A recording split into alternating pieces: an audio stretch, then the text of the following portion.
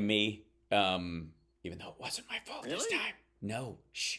I was trying to be magnanimous. Sorry, what's the word? Um, You're totally premeditated. Ladies and gentlemen, can I please have your attention? And I need all of you to stop what you're doing and listen. Now, live from Chicago, the Hal Sparks radio program Mega Worldwide. I have come here to chew bubblegum and...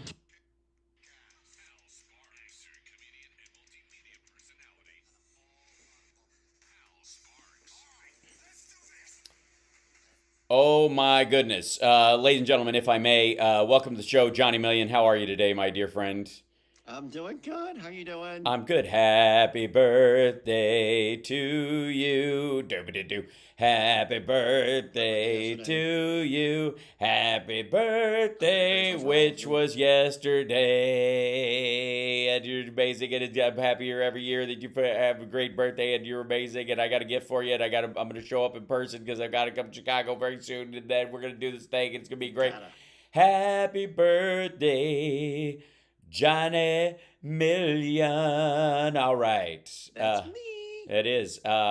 You are so excited. You're 29 years old. I know this can be this can be a very high stress birthday for looks conscious people like yourselves who have spent no time building any skills or personality and have been relying on your looks. And I want you to know you look fresh as a daisy.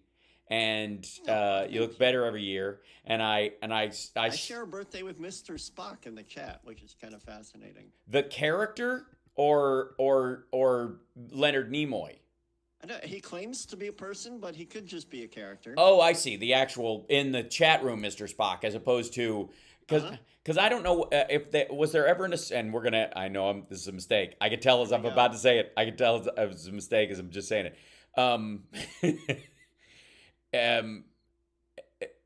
Does Mr. Spock have an Earth birthday? I think that's it's going to pop up some. Yeah. I'm going to go with he's a Libra only because I am, and that's I think I want credit for that. I think a bit Vulcan at times, not too much probably. So. We have so much to talk about. So Johnny, I'm sure you and a lot of our audience have introduced a new phrase into your vocabulary that you may have heard before. We all go back to the OJ trial and other stuff where we have all sorts of legalese bouncing around in our dome, right? That we may have forgotten about. You're like, oh yeah, I remember that. There was something about glove fitting and exculpatory evidence, those kind of things. Or if you watch enough true crime, you've got a fairly healthy legal vocabulary just kind of on. It's not it's not deep, but it's and it's not high on the shelf. I can say things like inadmissible at the drop of a hat. Absolutely, yeah. You could lay down. You could probably, I think, anybody who's watched enough IDTV or the Dahmer television series can throw out at least 3 solid objections in their own court case. If you ever take it before a judge, each of us has 3 objection. Objection, relevance. Objection, Your Honor, outside the scope of this hearing. You know what I mean? You could objection, relatives. You can't object to your relatives, and especially if you're on trial. Especially if you're on trial for doing them in. Johnny Million, just saying. Well, doing them in, that sounds so final. That's because it is. I'm just getting started. I think that's the done part. I think that's what made them the done and then in. So, all right. We have so much to cover today, and I got to tell you, I'm super excited about it. And I feel like I've grown a lot in the last week just because of the amount of things I've had to read. My vocabulary is improving. It's not the best. I know words. I have the best words. You do have the best words. I do have the best words. I like to think I have the second best words. You know what I mean? Like, sure. They're just some. Look, wait. I have some that I have several things that that are I'm a detail oriented guy, I like to get the story behind the story. I hope they now go and take a look at the oranges. I know. And I think a lot of us have wondered about this. Is he trying to say origins there? Yes, and he couldn't, and he repeatedly said oranges. If you'll recall, this would have been a month of Biden is too ill to be president, but he literally couldn't get. He got the word origin by itself, but he couldn't say it plural without saying oranges. I'm not kidding. If anybody wants to go back and look at the clip, the hang-up was plural of origin was the hang-up. It always came out oranges. Johnny's checking it right now. He doesn't believe me. The clip is spectacular. No, I was just telling the chat that my volume is low and that you're going to work on it. Yes, I am. Absolutely. I'm trying to fix that as we go, if I may. That said, Philip Bittner will be joining us in the next hour, but I want to talk about the superseding indictment. I've got to talk about the superseding indictment, which is, I think, our newest legal phrase that we all just love whipping out at cocktail parties and whatnot. Like, well, I don't know. I read about the superseding indictment. I thought it was much better. Most of the time sequels aren't as good as the original, but this was juicy, if I do say so my damn self. And it indeed was. We'll be back right after this. We started late because of tech issues, but we'll be back right after this. It's the Hal Sparks radio program, Mega Worldwide.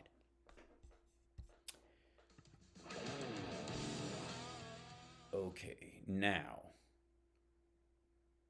Somebody's asking you to put a scissor jack under my audio, which is terrifying. I'm working on it. Hold on, I got it. 1 second. I just had a Hold on. colonoscopy. I don't need a scissor jack now. No, I think you'll sound just fine to everybody right about now. I think you'll be all right. Checking 1, 2. Mm-hmm. And what I'm going to do is turn this. Yeah. So, boy. The boom goes out to this. I don't want that to go there. I don't want it to go. They say there. it sounds better now. Yes, I've got it. I'm working on it. So this is just. It goes just one place.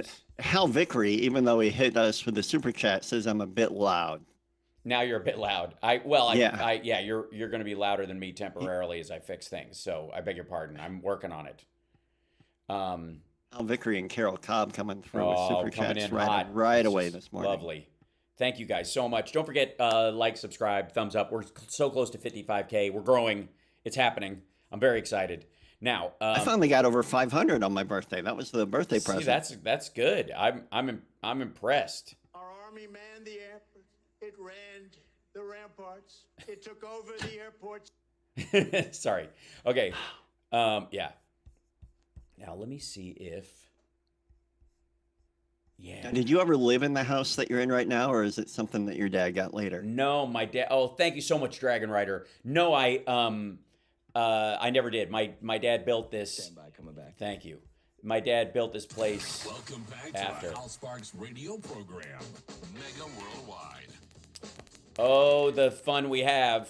So I like a lot of people, Johnny Million, you included. I was up early this morning reading the superseding indictment, if I do say so my damn self, and it's there. I mean, there's so much, if I may. There's so much that I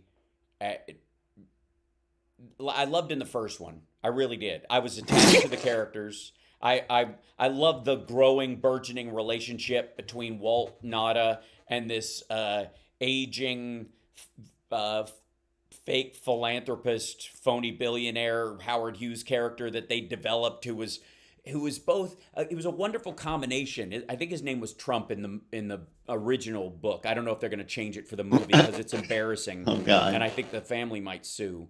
But he's got this kind of Howard Hughes but never smart kind of a character. It's fascinating. And this guy Walt Nauta, who's kind of like he's got kind of an Igor, but even more committed. And then they add this a couple of new characters. This Oliveira guy, this Carlos de Oliveira, who I picture with a wisp-thin mustache and a cigarillo and a white kind of Mr.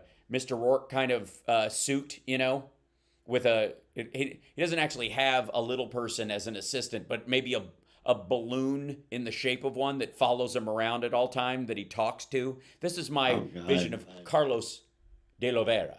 So Carlos de Oliveira is fascinating. So let me tell you, and I have to say, just well, I was about to say he's my favorite new character. I don't know that that's true.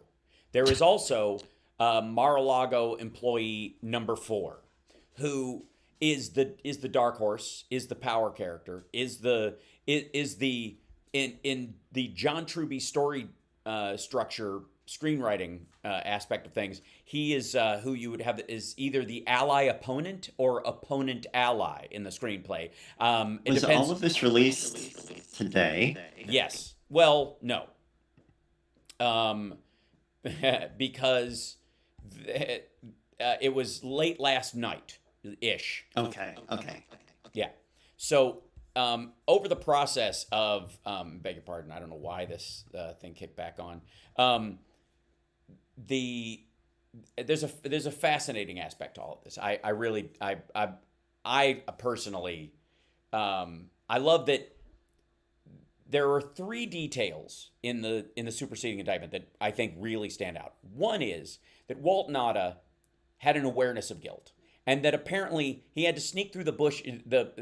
Carlos de Oliveira had to sneak through the bushes on the property at Mar-a-Lago to enter a secondary property, so that legally speaking, Walt Nauta was not on property that day, because he had lied to the Secret Service and he had lied to everyone else that he had family business that day and he was not going back to Mar-a-Lago. So he sort of kind of didn't on this one particular day. The other part is, and this has got to be when they make the movie, is there a slow version of yakety sax that somebody can do? You know, that's kind of got I don't know, like it's like the Pink Panther If you slow theme. that down, it could sound really scary. Yeah, well, it sounds like the Pink Panther theme, which is goofy and mysterious. You know what I mean?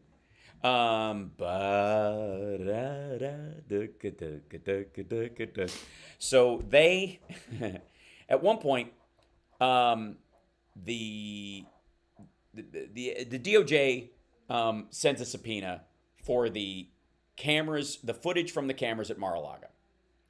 And that happens late on a June night, a balmy June night. And the next morning, I think when I suppose after he'd slept it off or what have you, Trump's attorneys contacted him and say, hey, they want the footage. Trump calls this guy Carlos de Oliveira and has him, I don't know if he appears in a mist or if he actually walks around the property. He was a former valet. He would park cars, and now he's a property manager because Trump finds people who apparently he believes are sycophantically in love with him and promotes them to vice president in charge of being thrown under the bus. which is an ever like it's a growing field of ex-employees. It works like a Pez dispenser, and there's always somebody stupid enough to be next in line.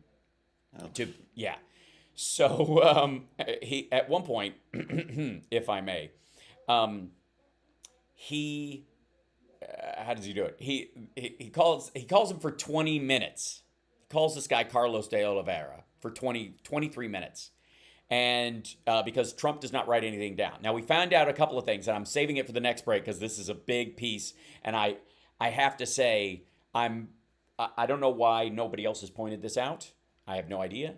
It seems patently obvious to me that this is an injection point of criminal endeavors by Trump that we have now discovered, and I'll point it out in the next one. That's my one tease that I'm going to offer. But in this 23-minute call, he calls Oliveira, and Oliveira calls Walt Nauta, and of course, they always text right before, like, hey, you around? Yeah. And then there's a 3-minute phone call. And then suddenly they're shuffling boxes around the property. and it's amazing. It's just like the timing is gorgeous. Like it was this like quote unquote intricate of like them trying to cover their tracks. Yes. Oh, it gets worse and better. I don't know. It depends on your opinion. It's always the cover up. Oh yeah. So Carlos Oliveira and Walt Nauta have to find out they want the footage, and the boss, this is Trump, wants the server erased. Now, if I may, ladies and gentlemen, and I think that I may, the wonderful aspect of this whole thing is Trump's fixation with Hillary Clinton's server, if you'll recall, is just... What happened to the server? Right? Remember the whole... Where is the server, and what is the server saying? I don't know what the... Where is the server? I know, that's what... I really do want to see the server. I get it. Okay, so apparently there was the DOJ wants this footage from it. Oliveira talks to Trump for 23 minutes. Oliveira then calls Carlos Oliveira calls Walt Nauta, and they find the IT tech guy who's on, he's got the day off. It's a Saturday. He's hanging with family, but he could drop by if you need him to, and he does. And they ask him, how long does the server here store the security footage from the cameras at Mar-a-Lago, including multiple cameras that point right at the area around where all these boxes have been shuffled. And they have been in the process of doing this for weeks. This is during the time, this is in the window, because remember, June 23rd is when Trump and Walt Nauta was like the day before they were supposed to give all this stuff over to the attorney. And, the final classified documents after he'd gone through and taken out what he wanted to keep and give him back. It's just like the whole thing in the original indictment, which is hilarious. And then they go down there on the 23rd. He goes, they want the footage of the cameras to see if anybody's been around that, because that's what determines whether there's been a crime committed more than any other thing, is if we're playing loosey-goosey with our security and all this stuff is getting, taken out from under our noses, or we're actively showing it to people. And they go, how long does it keep? It keeps it for 45 days. That's the whole crime. That's everything. That's from before the subpoena. That's when they know the subpoena is coming and they're shuffling this stuff around. It's after the subpoena when he's lying to his attorney and he's taking boxes out and going through them when his attorney said, don't touch anything until I come back. And that whole, it's amazing. All right. So it's the perfect number plus a day on either side. And this is if they can get it. It gives them like 5 days before the high crimes start, as far as the shuffle of the 45 days, but not much of a window. And we'll get to the fact that a pool guy at Mar-a-Lago flooded the server room later.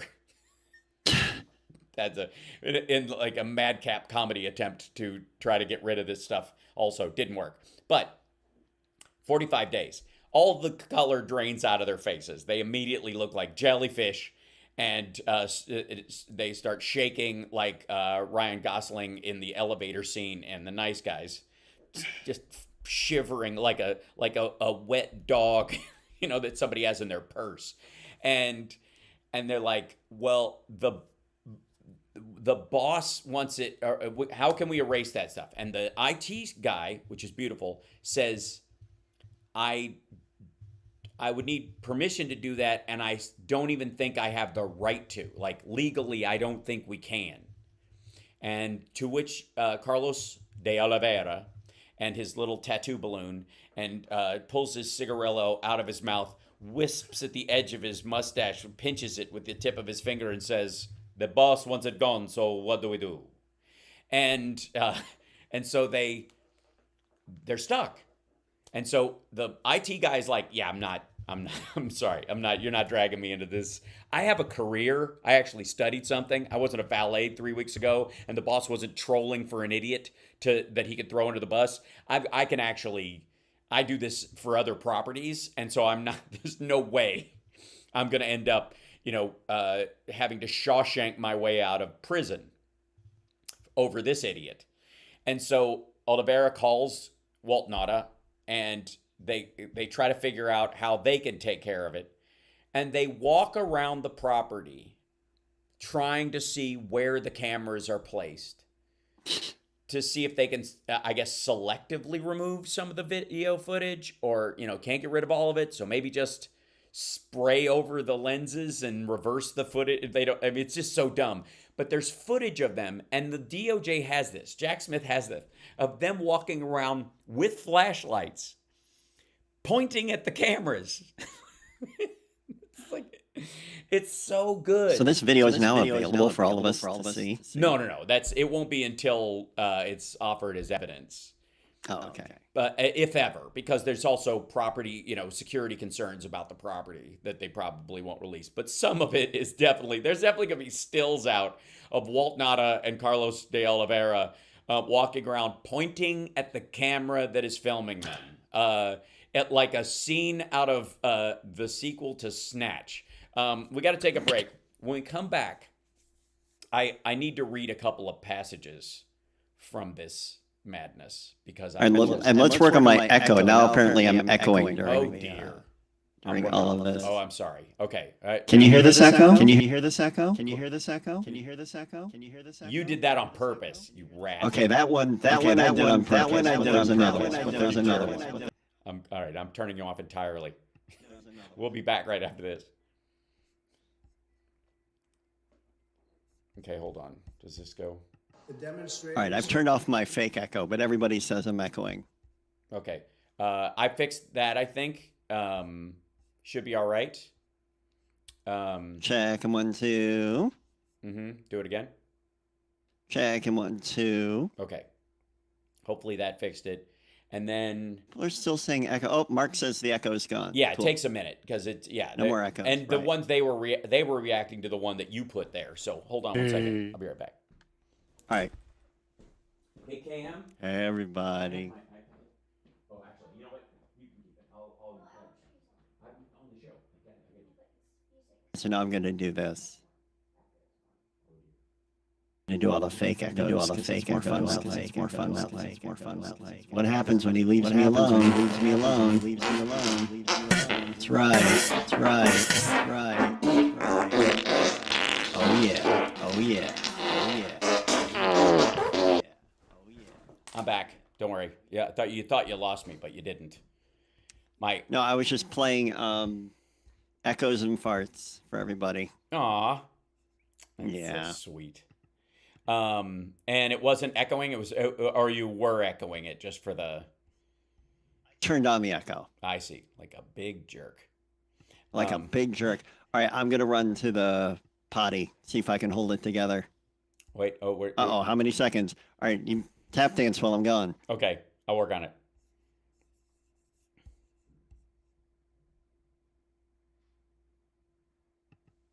Okay. You're locked into the Hal Sparks radio program, Mega Worldwide. Welcome back to the show, everybody. We should be able to, I think my goodness, that actually might solve our issue, Johnny Million. I might have actually been able to do this. We'll figure it out in just a moment. But there are parts of this whole thing that are just, I can't tell you how much this superseding indictment brings me joy. The silliness with which all this happens is kind of extraordinary. Now, I'm going to, let's see, I've got to open up a series of these documents so that I can show you guys as well, because I think it's only fair that we kind of do these things, let's see, as a, how do I do this? And I do have a question. Did all of this information that they've got now, all of these videos and everything, come from like a subpoena? Ooh.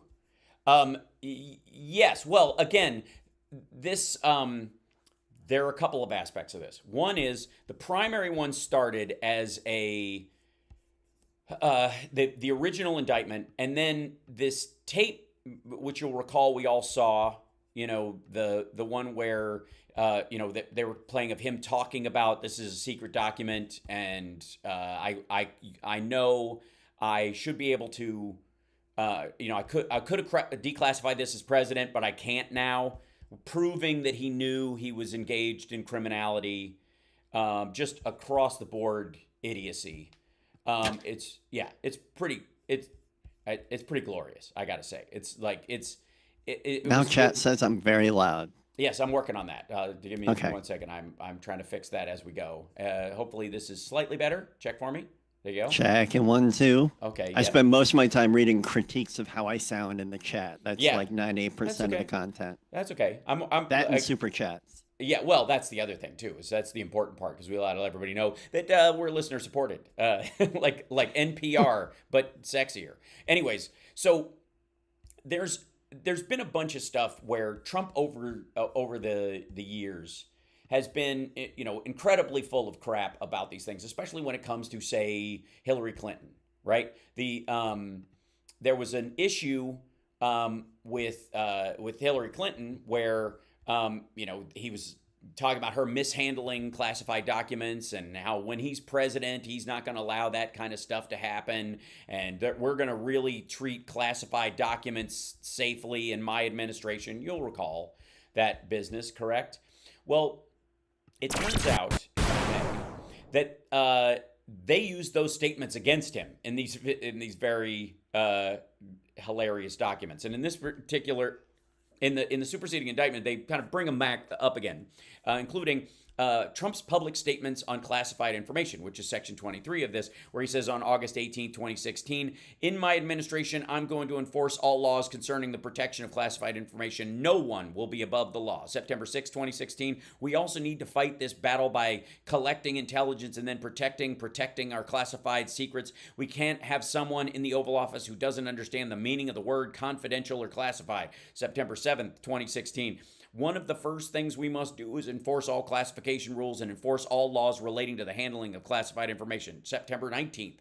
We also need the best protection of classified information. November 3rd, 2016. Service members here in North Carolina have risked their lives to acquire classified intelligence to protect our country. As president, on July 26, 2018, he issued the following statement. As the head of the executive branch and commander-in-chief, I have a unique constitutional responsibility to protect the nation's classified information, including by controlling access to it. More broadly, the issue of a, quote, former executive branch officials' security clearances raises larger questions about the practice of former officials maintaining access to our nation's most sensitive secrets long after their time in government has ended. Such access is particularly inappropriate when former officials have transitioned to the private sector, which is his next big thing, which is, I must say, glorious. So, needless to say, there is, let me see if I can align this up so people can see it a little bit better in the chat room. But these are, this is from the superseding indictment. This is Jack Smith's, I suppose just kind of him poking and prodding at Donald Trump in this process, but also it has a legal basis, which is his awareness of guilt. He knows what he's doing is wrong. He made a big point of how he knows better than anybody. He's got the best everything, right? And you'll recall there are, I suppose many people who will, let's see if this, it shows this. Okay. So many people will remember that when these pictures first started coming out, of him at of where the documents were stored at Mar-a-Lago, that they were not only stored in this cheeseball locked storage room, but they were also stored in a bathroom. And I think the most striking one was on a stage in one of the ballrooms, and without tops on them. And there's a part of this story where he says, and I'm going to get to that part I teased in just a second, there, because there's a detail in the superseding indictment that I think opens up a huge can of worms for the defense from Carlos de Oliveira and Walt Nauta and others going forward, and a big hole in Trump's. We'll talk about that in just 1 second. But he at one point asks for new box tops, because he had written stuff on top of the boxes, like super secret classified stuff for MBS. Send to North Korea with love. Whatever his notes on top of it were, they were incriminating. So he wanted new box tops for these things. Now, Yeah, it's unbelievable. Well, except it's completely believable. Okay, so this is the part that stuck out to me, and I'm pointing this out for a specific reason in our chat that I think everybody here will appreciate more than most. That in this, on one of the pages, when they're talking about Walt Nauta discussing the plan with De Oliveira, and they're trying to set this thing up, and they discover after they walk into the storage room and a box with classified stuff in it has spilled out on the floor, and one of them is fully visible, and it says it's a Five Eyes intel. It is not for anybody except the Five Eyes countries: New Zealand, Australia, UK, United States, and Canada, I think. Anyways, those five. That's it, right? And you can see it on the floor. It's just spilled out there. Now they have covered or blurred, or you can't see the part that's most concerning, but you can see that document is there and on the floor. So this is why Trump keeps bringing up that papers were spilled all over the garage floor at Biden's house, which they were not. There was a box of stuff in his garage that contained some classified documents. None of them have been high intel, just simply classified. And a lot of them, it's, we will know at some point whether that is what level of classification they had, but none of them was like, oh my God, the nuke codes, right? In this case, though, this is a Five Eyes piece of intel that was there. And this is the part that stuck out to me. Nauta is texting Trump employee 2. He goes, I opened the door and I found this. And he shows this picture of this box spilled out that included classified intel on the floor. Like somebody ran in there, snatched something, and split. I mean, it's like, I'm beginning to lose my faith in Anna de Rothschild, the third worst spy to visit Mar-a-Lago, besides the CCP spy who jumped the wall. Remember that lady? Yeah. It might have been her. She might, who knows? I don't know if they frisked her on the way out the door. Who can say? But he goes, I opened the door and I found this. Nauta also attached 2 photographs he took of the spill.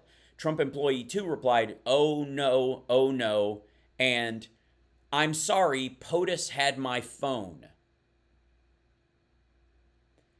So Trump does not text with anybody because he doesn't like a paper. He doesn't use email because he doesn't want a paper trail of anything. He is absolutely paranoid about it. And the same thing is true of text. But what we're finding out from that is that a lot of these texts that go back and forth about, can you pick this up for me? Can you do this for me? Blah, blah, this is what he wants. This is what he wants. He does that with other people's phones so that he has a level of plausible deniability. No, that's not what I told him. I told him to pick up my stuff. What he thought was my stuff was that stuff. So that's his fault. This is and let me say, if there are any people who work at Mar-a-Lago, around Bedminster, any of these organizations, Don Jr., I know you watch sometimes.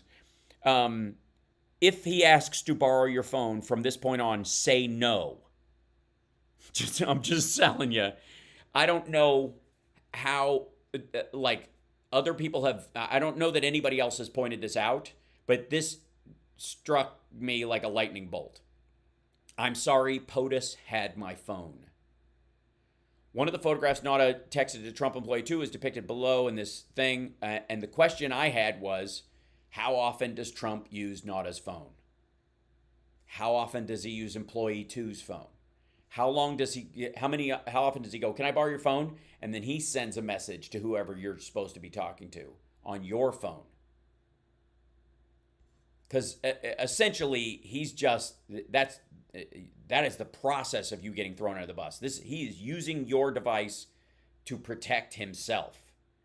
Now, one of the big things that popped out in this, obviously, is this section that is in the superseding indictment, but is also something everybody had heard, which is Trump's exchange with this staffer. He goes, see, as president, I could have declassified it. Staffer, yeah, I'm doomed. Trump, now I can't, but this is still a secret. Staffer, yeah, now we have a problem. Trump, isn't that interesting? That part of it was, that is his awareness of guilt. He didn't and could not declassify stuff post hoc. He didn't magically, use his Giuliani COVID spray all over everything to magically declassify anything, and he knew it. Here's the thing. Ignorance will be his biggest defense in the Georgia case. He will absolutely go, I believed my own press. I bought my own lies, and I thought I'd won, and I was just asking for them to give me votes that I believed actually exist and were there. You can set up a case where and that's exactly what he's doing. That's why he's maintaining the big lie. That's why he's being so forceful with it, is because he's just trying to bite into that case, and it will work. It can work. The problem he has is if there's other communications you and I don't know about where he admits that he knows, or that he's BSing them, or he goes, this idiot should be loyal to me and just make the votes up, erase those votes, or something like that, and which I wouldn't rule out. He talks like that. But he does, at this point, have that defense. He absolutely does not have that defense in the Docs case at all. And this is proof. Not only is it, do we have a transcript of it, there is a recording of it. He admits it's him on the recording. He has multiple times. The way he tried to get out of it was there was no document. I was shuffling through newspapers, which is madness. They know what document it is because they know what document he had, and they know what document they got back. I don't know why he thinks that you can just... I mean, I do know why, because in New York real estate world, I guess you can bully and tap dance your way out of almost anything. That ain't this. The big one, of course, that came with it was after the Trump Attorney 1 finished. There was this red weld envelope story, if you'll recall, where they delivered a bunch of stuff in this red weld envelope of classified documents to the DOJ, to pick it up. And that in and of itself, I've said before, is proof that he knew he had classified documents that were not declassified, because you wouldn't have to put them in a red weld envelope. You wouldn't have to put them in this and then tape them with clear tapes so you can see if anybody's messed with it, essentially. And they do that. They take this envelope, this red weld, they stuff the stuff in there, and then they just run the plastic tape over every corner of it over and over and over again. And Trump and Attorney 1 then discuss what to do with the red weld folder containing documents with classified markings, and whether Trump Attorney 1 should bring them to his hotel room at Mar-a-Lago, I guess, and put them in a safe there. During that conversation, Trump made a plucking motion as memorialized by Trump Attorney 1. He said he made a funny motion as though, well, okay, why don't you take them with you to your hotel room, and if there's anything really bad in there, pluck it out. And that was the motion that he made. He didn't say that. He's aware. Trump is aware that he's engaged in criminal activity. He is RICOing the crap out of this. And it is so on the nose. We have to take a break, but there's a couple more points in this, not the least of which that, Walt Nauta had to go through Dale Avera, rather, had to meet Walt Nauta by sneaking through the bushes to the next property over, which tells us something. See if you can guess during the break, everybody. What does that tell you about the security at Mar-a-Lago and whether or not you would want to be able to keep classified documents there? Anybody? All right, we'll be back right after this. It's the Hal Sparks Radio program, Mega Worldwide, on WCPT Radio, Chicago's Progressive Talk. Just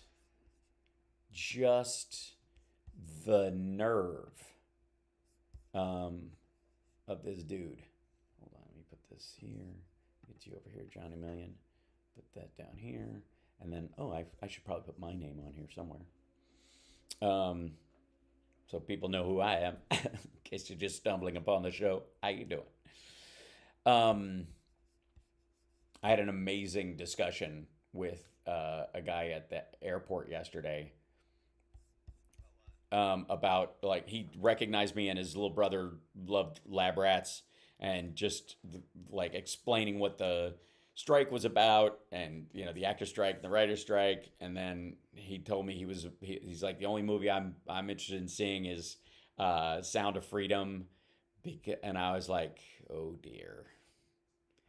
And I was like, I appreciate where you're coming from, But you're better off seeing Rambo: Last Blood because it at least admits that it's fiction. Johnny's muted? No, you're not. Talk for me, Johnny. Oh, do it again. Checking 1, 2. Now they can barely hear me. It's real Right. Goldilocks kind of day. Nope, I got it. Yep, it's one of those. Hold on. Take this out of here. I beg your pardon. Get that out of there.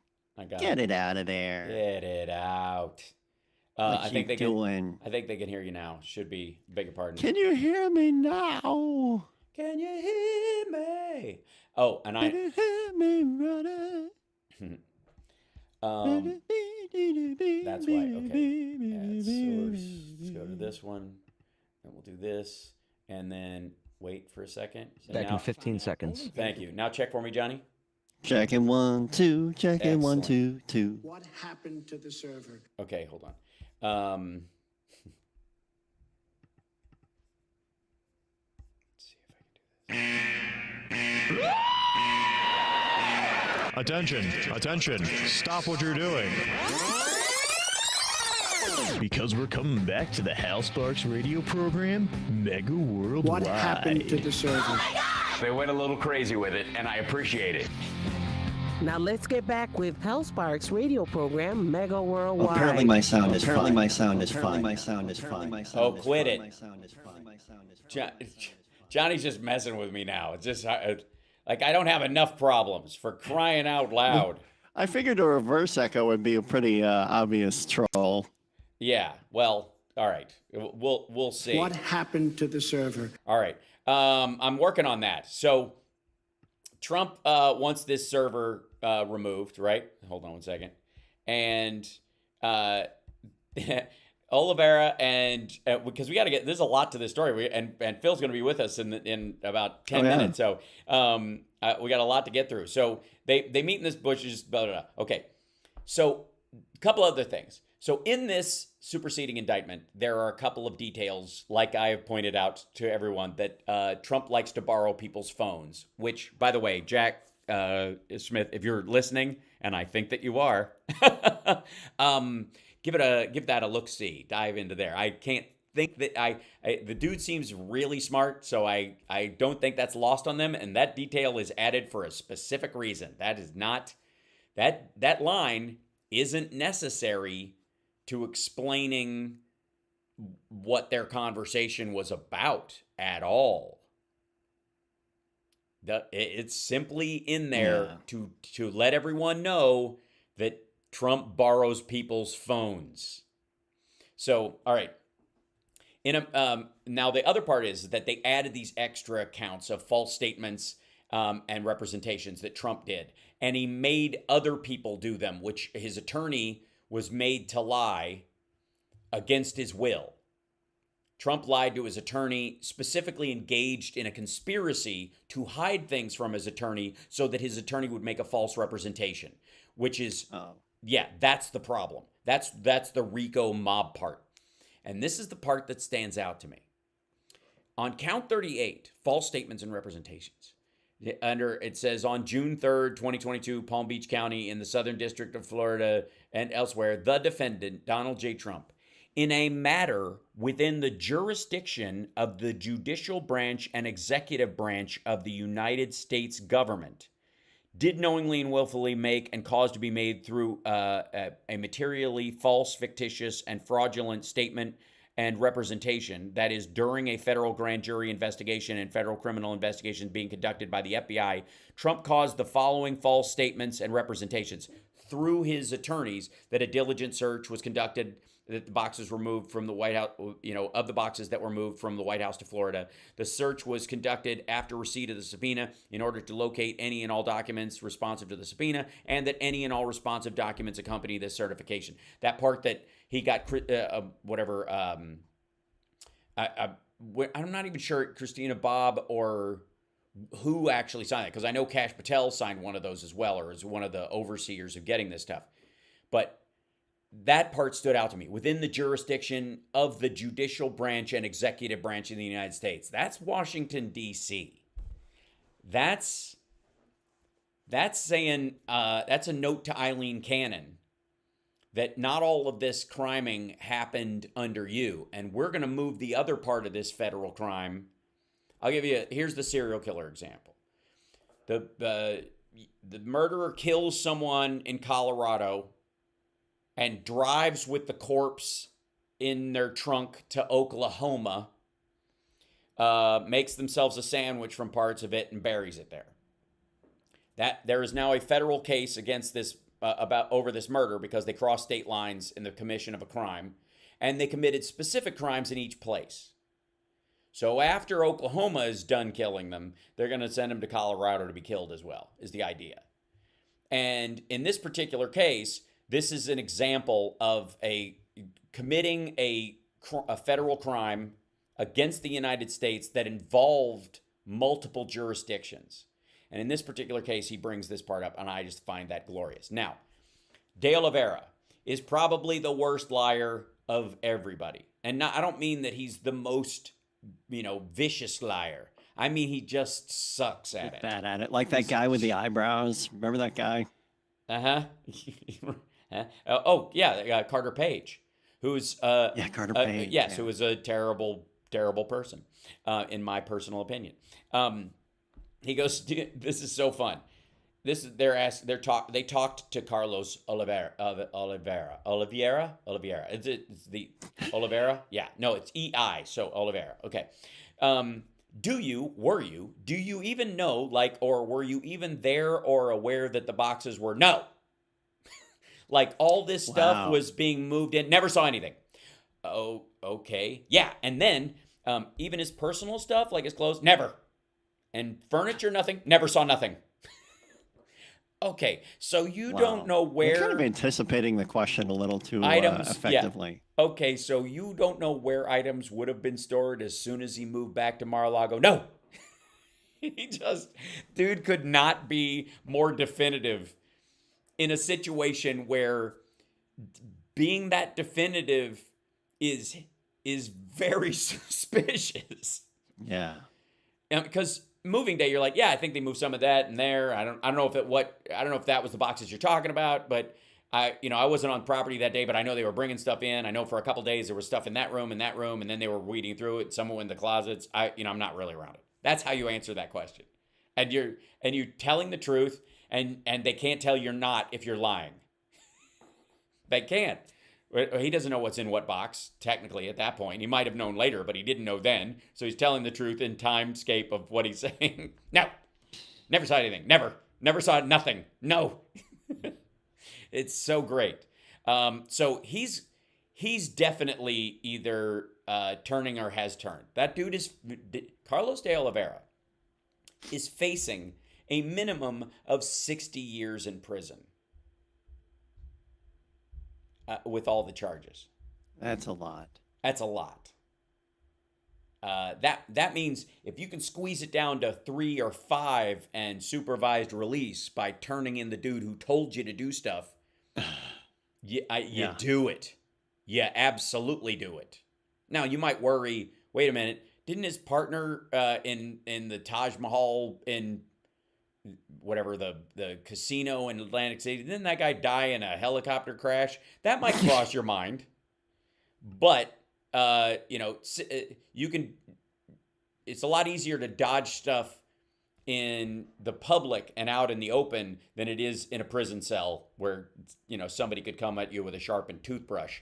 You know what I mean? That doesn't even require hiring a pilot who doesn't want to live. So,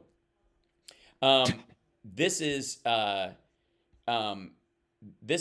final piece of it or whatever. And I'll real quick.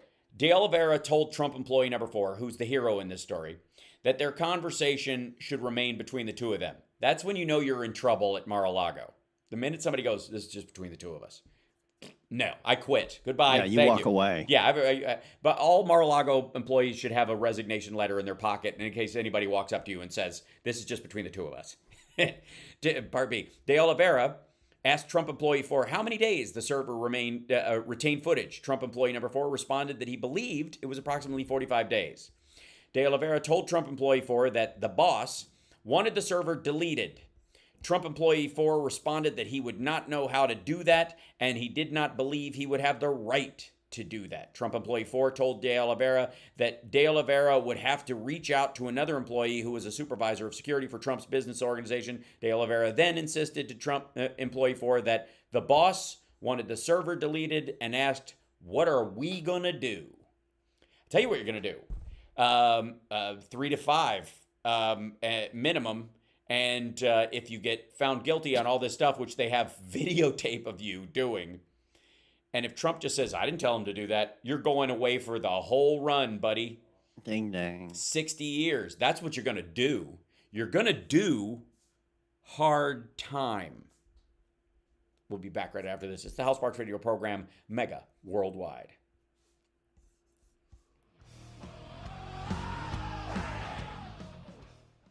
Excellent. And then, There he is. Yeah, there he is. They sacrifice every day for the furniture and future. Sorry. Is that you or me? Oh, that's I think that's coming from Who? Phil. That's Phil. Yep. Hold on. Okay. Is the vacuum running? Lots of white noise. Sounds like a vacuum cleaner. It's a fan. It's hot. Yes. Oh, I understand. It's okay. Hold on. Solve it. 1 second. I can turn it off, but That's okay. I'm putting on. That's okay. I'm putting on I'm putting on noise gate. Hopefully, getting rid of some of it. Yay. I can turn it down as well. That's okay. Quite as high as that. No, it's okay. Nope. Okay. There we go. That's better. Yes. That's okay. You can bounce it off for the time being. We'll try and keep you. If I have to turn it up, I'll turn it up. It's hot. I understand. I do it. And we're going through the same crazy that everybody's going through this year. Right. Record temperatures everywhere. So. Mm-hmm. Hold on 1 second. Oh, that good old climate change. Mm-hmm. There we go. Let's see. I think we can stretch this out, hopefully. Yep, there he is. Look at that. Okay. Let me stretch this out. Maybe. There, that's better. Yep. Yeah, that's the Should thing. Olga be glimmering like that? I don't know. Maybe it's... Oh, I got it. Hold on. We're good. Bringing you in, setting you up, and I will transfer us over, and everybody will see you right about now. There we go. Fantastic. And then give me 1 second. Let me make sure. They won't hear you yet. Hold on. They won't hear you yet. Give me 1 second. Yeah, there we go. Add this. And then we go to this. And then we go there. And then that's excellent. And turn this off. And we should be able to hear everybody. Yep. That is definitely a noise. So 1 second. Let's go to... That's okay. Yeah, you guys sound good. I'm just going to see if I can add an anti-fan filter.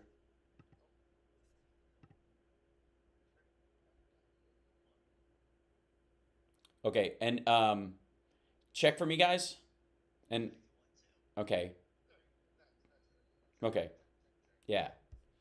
So what I'm gonna do more than likely is hopefully that's okay. Chat room. I don't know if it'll clip. It'll be if it's clippy at all.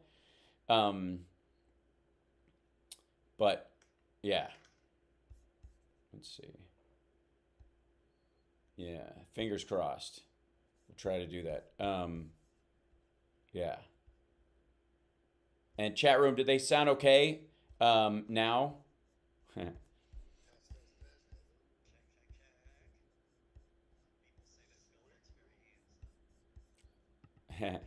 There you go.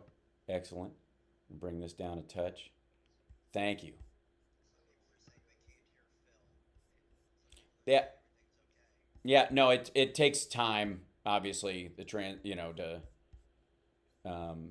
for the chat to catch up with what we're hearing, Yeah.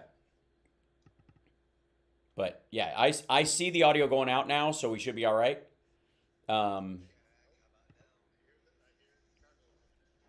Great.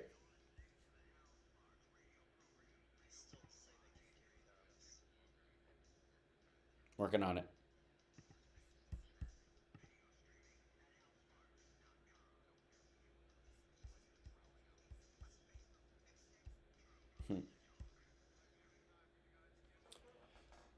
Welcome back to the show. So joining us right now from Kiev in Ukraine, it's our dear friend Philip Bittner, who is going through the hot as testicles phase that all of humanity is going through. We're doing our... Yeah, it's almost like from a warming standpoint, the globe is having some sort of warming effect going on around it. It's weird that way. Yeah. So weird, isn't it? So I obviously, we were talking a little bit about Trump's. I just want to get your take really quickly on Trump's superseding indictment. I don't know if you saw any of that business, but it's. Oh, okay. Hold on one second. Let me make sure. We should be all right. Okay, let me check that for you real quick, and then we will.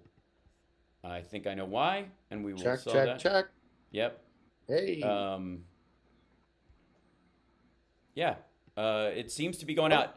If they can hear Johnny, they can hear you because you're all on the same channel. They can't hear me either. Ah, well, that might be that. They can't hear you either. I see. Hold on. Let me transition over to here. And then we'll do this. At least they can hear me, and that's the important part, really, honestly. Anyways, checking there. And I think, guys... Check. Yep. Hello. Hopefully that's good. Hello. Johnny will let us know in a moment. All right, it seems like it's back. Cool. Yay! Right. Fixed it. All right. Oh, I mean, what do I make of the latest, thing from the former POTUS? I mean, Mm-hmm. Yeah, I can tell, yes. Overwhelmed with shockage. Oh, goodness me. The criminal that we hired to put in the Oval Office did crimes? Yeah. All right. And really dumb ones.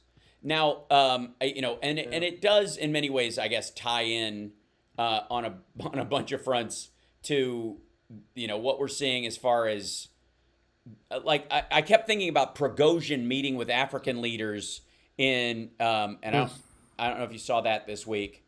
Whoops. Oh yeah, sure. Mm-hmm. Sure. Yeah. No, I saw the entire thing, the entire conference that was brought together which is an annual thing, and I think it normally gets something like 80 some odd dignitaries from various African nations. And this year it got less than half of that. Right. No, you don't threaten to keep people's food supply from reaching them and then expect them to come and pay homage to you. Right. Despite their offerings of what they can provide, which is a smaller percentage than what Ukraine provides, and also in addition to that, contains stolen grain that they've taken from Ukraine, and also comes with trade restrictions because of the embargoes on Russia. Right. They come and kiss the ring, as they suppose what it is for Putin. Right. But it's more about actual power than it is about trade or mutual respect or anything like that. This is, if you're an African nation who showed up in St. Petersburg, you are beholden to Moscow in some way, So, it's another indication of how screwed up Russia is, position on the globe is. They didn't come off looking good, and then of course Prigozhin being there, that factor that wasn't good and wasn't lost on a lot of people. A photograph of him in St. Petersburg when he's supposed to be in exile next door in Belarus. Yeah, that's the part that stood out to me. I was like, how did they manage to make that happen? He's he's not how we've talked about this. Yeah. He's not in prison. Prigozhin is not in prison. How? In prison. He's on a short leash. Yeah. Next to this. Right. For Prigozhin. Well, but again, how in the world how does Putin justify that in the current environment? How in the world? Because the guy just tried to kill you. I mean, you could argue that he wasn't. He didn't really mean it. He was just fooling around. But they can't buy that in Russia. Well, I think Prigozhin's uprising. We still don't know the full picture of what happened during there.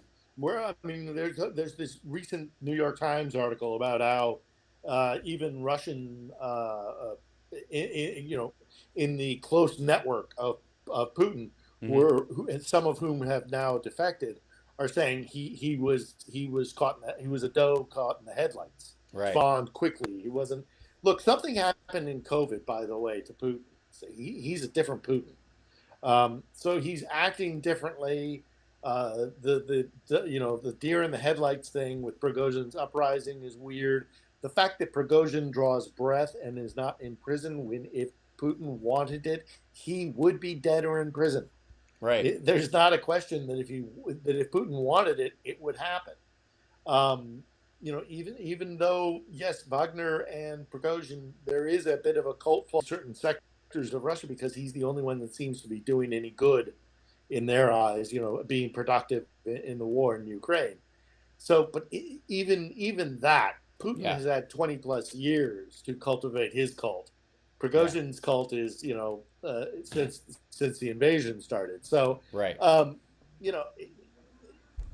All of the whole thing with Prigozhin, again, for those of you who know my position on this, is that Prigozhin is a boyar.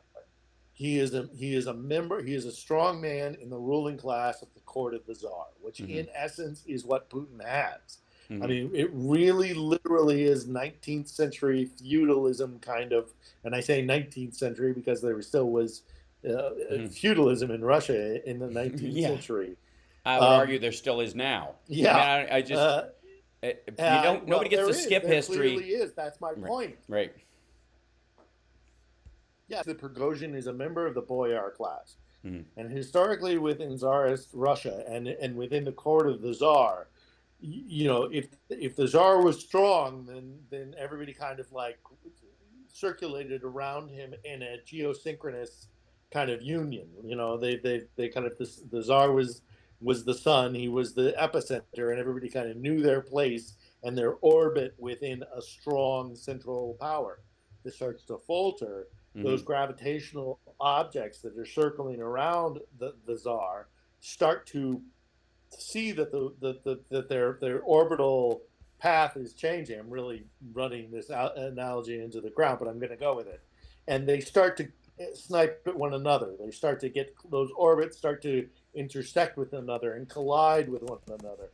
Now, ultimately, there will be a mass that will start to change the orbital pull from what was the Vladimir Putin the First to whatever is going to come next. And we're starting to see that. And Prigozhin's part of it. And Putin might be, I think, he might, I don't know for sure, but there's a very strong, in my mind, possibility that Prigozhin is being kept alive to be used against other orbital bodies that are starting to, because ultimately, sure wants to survive, as all despots want to, and they hold out hope until the end. I mean, Hitler in the bunker was still calling for unknown divisions. The madness of clinging on to power. I can still make it out of this. I can still make it out of this. I'm sure is going on in Putin's head, but I'm sure there's another thing going on in Putin's head where he's like, no, I'm screwed. This is all going down badly, and I need to get whoever's going to be in power, whoever's going to either take the decider as to who succeeds me. I want to get the best deal that I can get from him. So I want that manifestation of power to be the guy that I'm negotiating with. If I'm making sense here? Yeah. I think Prigozhin is still part of this plan.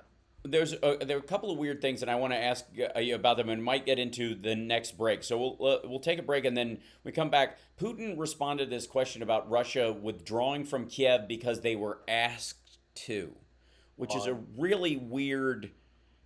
I don't even get weirder. It's super weird. And The press secretary for the Ministry of Foreign Affairs said that the reason the Ukrainians are fighting against Putin is because they want Putin to be their president. Yes, I saw that. It's because madness. they're jealous. It's madness. That's They've just lost their center of gravity. Right. They're so jealous that they want a power like Putin that they're fighting against Putin. This is the last days of Rome, and the madness is starting. Right. They're just licking lead-lined plates at this point, trying to find wisdom. There's also, we'll talk about this on the other side of the break, saboteurs blew up an ammunition storage place in Sevastopol, which was a big step forward. Also, and we'll talk a little bit about South Africa's response to Russia effectively forgiving debt in exchange for letting their people starve to death. Weird. We'll be back right after this. It's the House Sparks Radio program, Mega Worldwide. Now with 100% more Johnny Million. It's Johnny Million on Twitch. And, of course, check out Philip Bittner's vlogs on his YouTube channel. We'll be back right after this.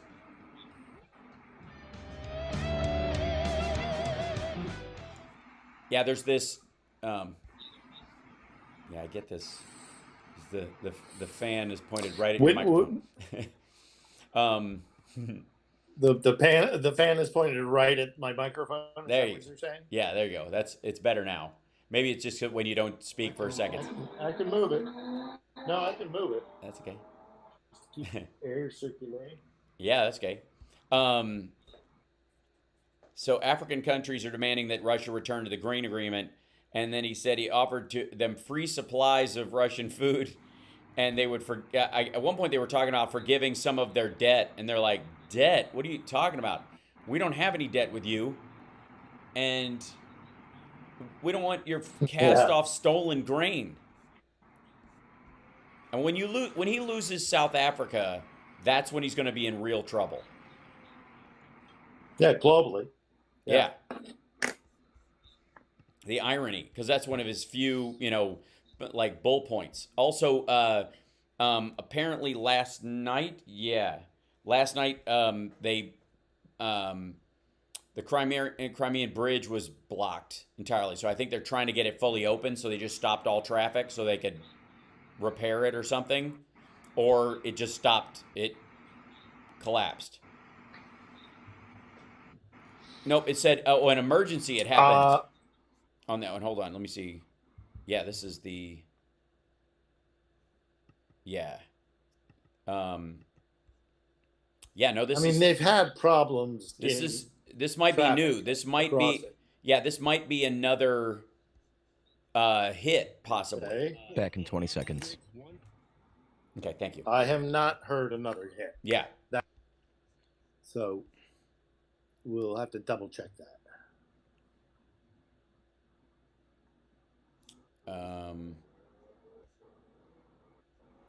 I'll see if I can find a I know I'm only on one day a week. I get it. I'm gonna have to jump on GarageBand and start sawing something together. This is the Hal Sparks Show. Wow. And a guitar note. And then progressive. And all. Yeah, it's going to be good. Hey, Hal, did you mean something like this? This is the Hal Sparks Show. Wow. And a guitar note. And then progressive. And all. Yeah, it's going to be good. We just said another Hal Sparks radio program, Mega Worldwide. Yeah, it's going to be good. Words had the best words. Anonymous, really anonymous. Look. Oh, did you not hear us come back, Hal? Yes, I hear you. So, welcome back to the show. One of the things that stood out to me is this weird thing, and by the way, apparently the hold on the bridge was temporary, and it looks like it might be related to it was either struck again and they think it's okay, or there was something in the area and they just did it because they were in a panic and what have you, or it was somebody, or they might have been trying to grab saboteurs leaving. True, right. It could have been a security measure. That's true, right. There's a lot of reasons in there. But Putin says at a meeting with African leaders, Russian dictator Vladimir Putin has said that Russia withdrew its army from Kiev last year because it was asked to do so to create conditions for signing a peace treaty, which is just nonsense. Bull. Yeah. Which is bull. Essentially, a draft of this peace. We all saw. Yeah. We all saw the carnage. I've been to Hostomel. the airport that they tried to seize so that they could Right. have a land assault. I have a vlog on my channel with me and Andre, Operator Starsky. Yep. Going around, and I have seen the burnt out of airborne assault helicopters, Russian airborne assault helicopters, rotting away in and it's on my vlog. You can see it too if you'd like. Right. The fact that the argument that they tried so desperately to seize this, and that because of some sort of we're going to have a negotiated peace, they kind of out of the goodness of their hearts wanting conflict to end, decided to turn around. And we all saw the video. Now I don't have aside from the video that's been released to all of us to bear witness to, the long, that 40-mile long supply chain coming out of Belarus that got stymied because of anti-tank weapons, basically creating a huge traffic jam, and then taking all of them out. We all saw that. Right. We all saw that. So I mean, it's more gaslighting. It's more gaslighting. Yeah, it seems like he's trying to make an excuse to the African leaders more than anything else. Like, we wanted this to end. This isn't our fault. Your people are going to starve to death because of somebody else, which is, I think, the hinky part of it, and it's pretty on the nose. But right now there is it's also this thing. Sorry, it's also this other thing that the Russians do, and I think it's worth noting, is that we didn't want to do this. We were forced. Yeah. We didn't pull the trigger. Somebody forced us to pull the trigger. Yeah. They go to it all the time. Oh, it's NATO expansion caused us to invade Ukraine. We didn't want to, but we had to. Right. Oh, we didn't want this war and to cut off the grain supply to the world. And now we decided to step out of the Black Sea Grain Initiative Agreement because, we didn't want to. We had to. Right. It's this constant projection. I also like this idea that, like, look, I told her I didn't want her talking to that guy, so I had to run her car off the road. Like, it has it seems to have the depth of that kind of thought all the time. It is no greater than that. That, like, there's no negotiation point even, with their NATO argument, because it didn't exist in the first place. The minute you start arguing it, the more people will go, what are you talking about? We didn't even have any plans to expand, and nobody wanted to join NATO until you attacked Chechnya, and then Georgia, and then Ukraine.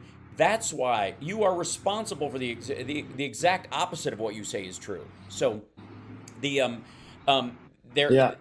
want to draw the comparison, back to the States,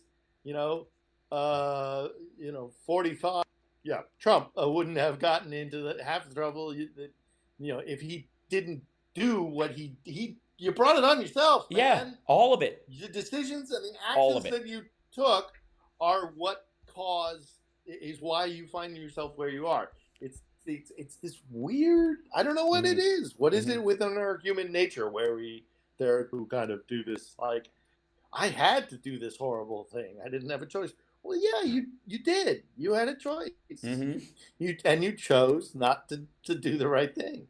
Yeah. Anyhow, I get on a soapbox. No, I completely understand it, because it's aggravating in essence, because it's so patently obvious. But then there are these people who carry the water for that argument in the same way they do it for Trump, for Putin, and for Russia. It's the same. Look, I didn't want to be evil. You made me evil. This kind of, right. It's the weaponization of empathy again, where I think we have a lot of empathy in the West for people who are raised in poverty and in a dangerous or violent situation, to give them a little bit of, like, well, they don't know what they're doing. They're kind of like an attack dog that was beaten and trained like that. It's going to take a while to civilize them or whatever. Except in this case, you don't have anybody who has any interest in being civilized. It is antithetical to how Russia wants to be. It's on a political level. The people themselves, I have sympathy for, but within reason. I have sympathy for the people, but I also do think that there is a lot of trauma and damage within Russia, and that is Russia as a nation have undergone centuries of abuse from a variety, both external and internal. And they are a deeply, deeply damaged, traumatized country. I agree to that up to a certain point, but a lot of the oligarchs that run everything have spent the better parts of their lives out in the rest of the world, living their lives on giant yachts and going to London and all that kind of stuff. So the idea that they have kind of like the scars of Liverpool after they've toured the world as the Beatles is a little silly.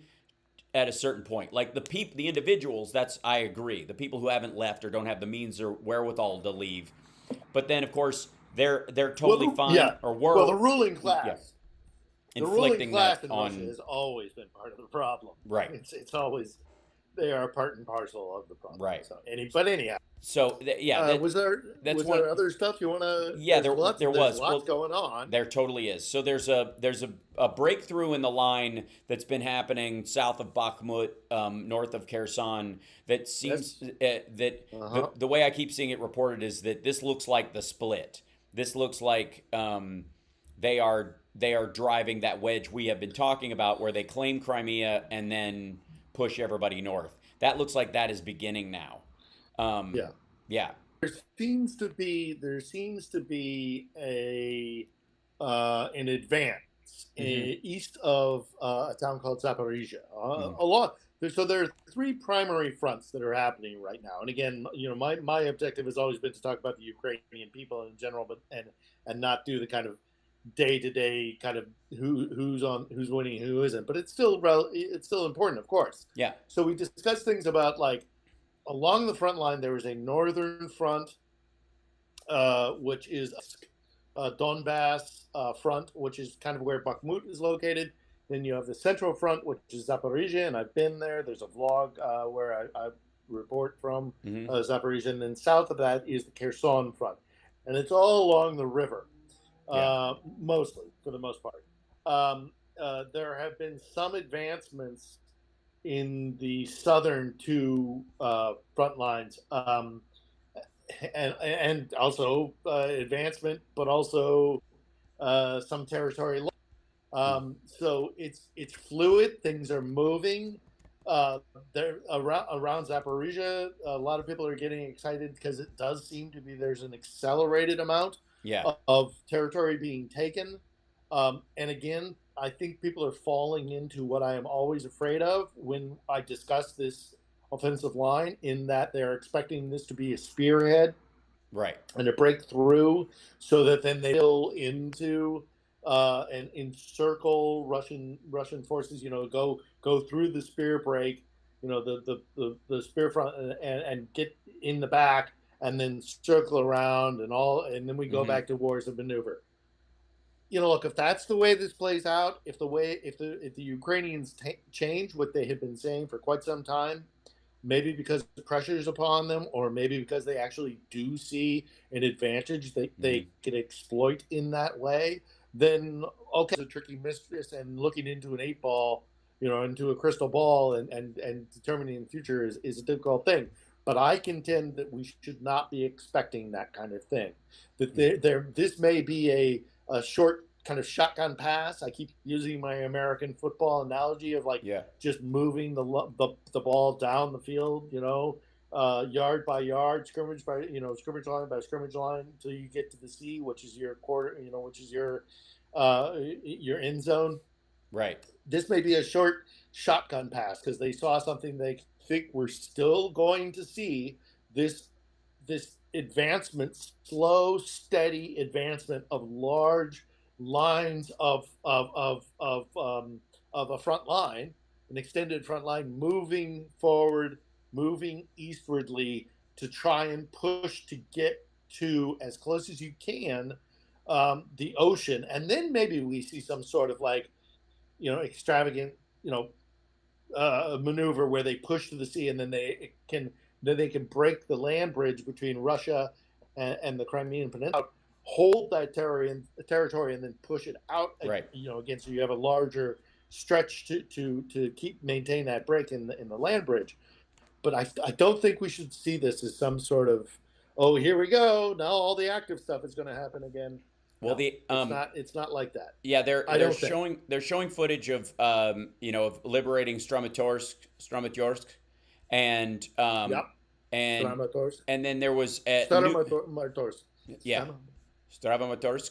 Yeah, Old C is what Old C is what I can do. Right. Staromorskaya. Yeah. Staromorskaya. There it is. Yeah, there you go. Anyhow, sorry. And Zelensky's main aide gave the rebuttal that you and I have talked about many times, where everybody's like, they need to talk to us. They need to talk to us. Like, no, you need to get out. Anybody who is saying that we need peace, that we need peace, we need peace, there would be peace tomorrow if the Russians just left. Period. That is a single way of doing it. That is the quickest. There need be no negotiation. Just buzz off. And then we could talk peace on the other side. We got to take a break. We'll be back right after this. It's the Hal Sparks Radio program, Mega Worldwide.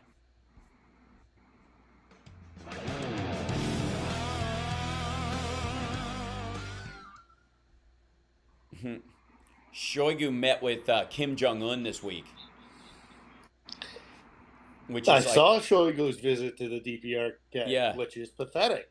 Right. Because why would Shoigu go to the DPRK except unless he went with his hat in his hand? Yeah. He went with his team for something. He's looking for ammo. He's looking for, I don't know what. Well, also, what do they have to get him out of the country because Prigozhin's running around the place and Prigozhin was planning on killing him? Like, is that the only place he can be safe? I mean, maybe. What the?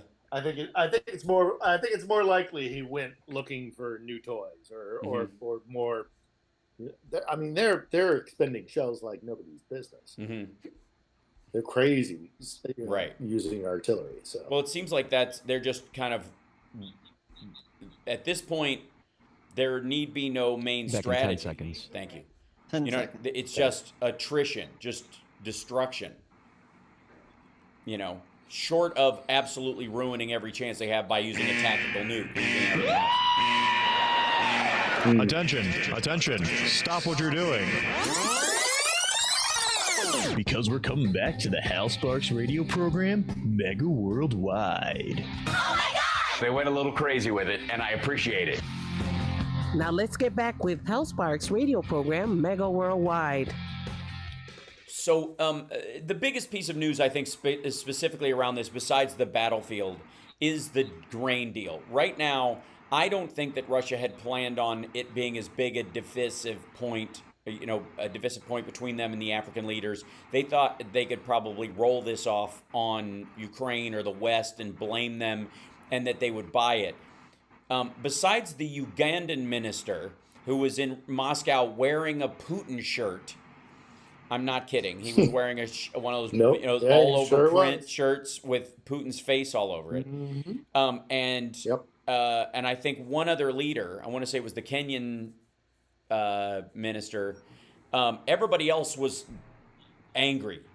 The Abdel Fattah al-Sisi, the Egyptian president, said on Friday they wanted Russia to revive the Black Sea deal, in which it had allowed Ukraine to export grain from its seaports despite the war, which collapsed. Mm-hmm. Sisi told a Russia-Africa summit in St. Petersburg that it was essential to reach agreement on reviving the deal, which Russia quit because it said Ukraine and the West were failing to hold up their end of the bargain, which is just silly. Like the bargain was never we can't sink your ships. Where's the first port of call? Yeah. Of all of those ships after they leave Odessa, mm-hmm. It's Cairo. Yeah. They go to Egypt. Yep. Of course, the Egyptians are going to be furious. Yeah, because they have an entire secondary economic system based on it. Yeah. Johnny Million has been farming questions, I have no doubt, from our chat room. So I want to make sure we get to some of those before I get too carried away. Sure, but I got one other quick thing that I wanted to mention. Yeah. Before we went to break, you were talking about how Russia will often kind of sue for peace when and cry foul when things go all for it when things are going their way. Right. They don't they don't really mind when things are going their way. Mm-hmm. I don't know if you saw the story of the Ukrainian and the French fencers, the female fencers at the World Championship, who would not face the Russian, and therefore they were disqualified for people who don't know. The Ukrainian fencer beats the Russian fencer. But then what happens is that, fencing being a very traditional sport and holding a lot of etiquette, very important, acknowledge one another. Now, oftentimes that is done with the shaking of hands. But of course, given the circumstances, the Ukrainian fencer was far less inclined to shake the hands of somebody who represents a country that is raping and pillaging Ukraine. So she deemed it, I'm going to offer cross swords, which under the International Fencing Organization, to my understanding, admittedly, I'm not an expert, cross swords is a legitimate alternative and actually quite cool. And the Russian refused to do that, but then refused to leave the competition site and sat there lodging a complaint because of the lack of a handshake, and ultimately got the Ukrainian disqualified from the rest of the competition. Very suspicious that the head of the fencing, International Fencing Organization is a Russian himself. Yeah, weird. But so what the analogy I'm making is that the Russian fencer, or the Russian state in the case of Crimea, or the land bridge, has no legitimate claim to what it is they're claiming. But they are going to make such a stink and create so much chaos and pain and inconvenience and just all the rest of it, in the inconvenience in the space of the fencing competition, actual life and death in the case of Crimea. But because they stamp and they put you crush their arms, you're not respecting us enough. Right. You're not giving us what we want. Right. And then the international community goes, well, let's just give baby this bottle and hope that he just puts the bomb down. It's not acceptable. It's not okay in the case of the fencing competition. It's not okay in the case of the war in Ukraine. Well, again, the Russians are losing. They know they're losing. This seems abundantly simple, and a change in the rules is what the Ukrainian asked for, which is very specific. Like you're supposed to shake hands. If you refuse to shake hands, cross swords is an alternative. If the other person refuses that, then it is they who refuse both forms of ending the match honorably, and they're the one disqualified. That's that. And then they can make then they can go around on social media and go, they wouldn't even shake my hand, and make whatever point they want to make in the rest of the world.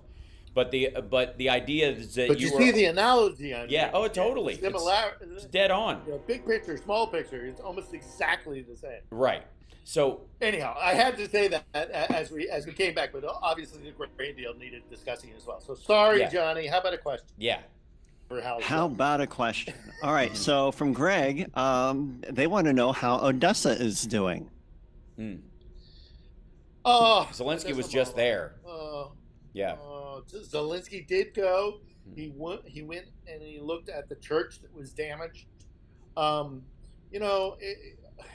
Odessa it's heartbreaking.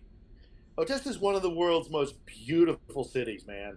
It is this full kind of Fabergé egg on the banks of the Black Sea, mixed in with a pretty down and dirty port kind of situation going on. But there's also this imperial Russian kind of this beautiful pastel buildings, and everything is gorgeous. It's just such a beautiful city. To think that munitions are falling out of the sky, because it does look like this was an anti-aircraft weapon the Ukrainians fired that actually fell on the cathedral.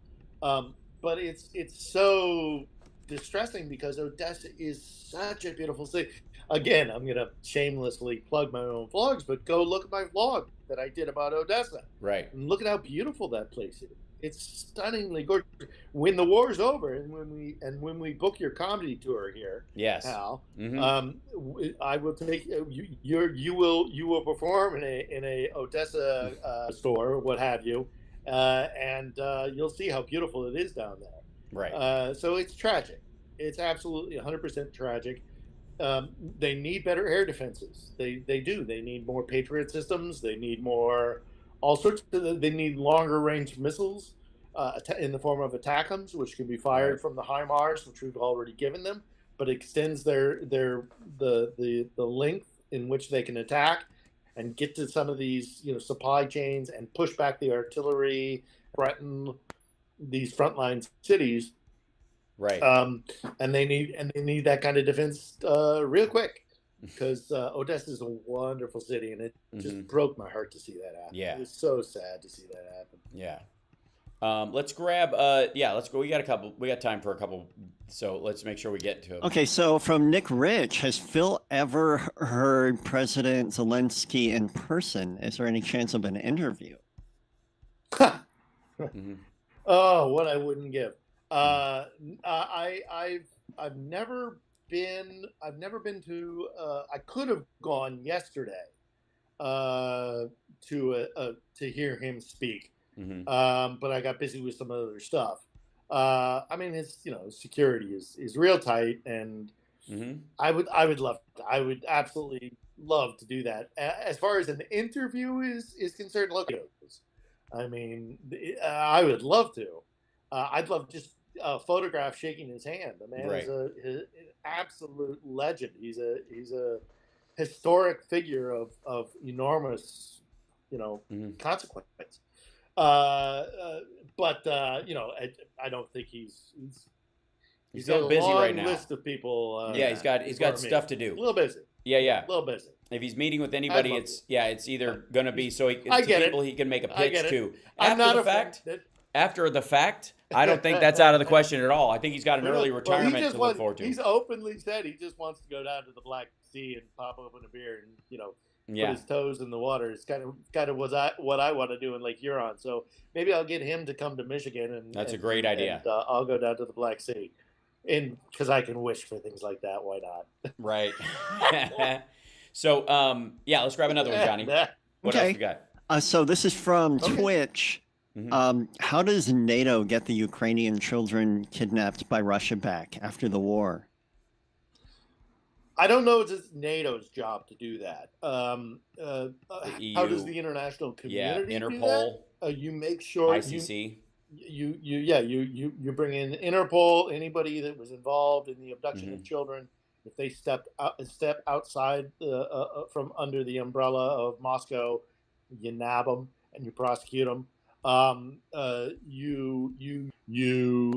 I'm even not against I don't think the international community could do this, but the Ukrainians could absolutely do what the Mossad did, when it came after the Second World War, go and find people and, make them pay a price, get the kids back by hook or by crook, as terrible as that is, because that's more trauma to the child. But at the same time, they're going to be brainwashed look, 5 years down the road.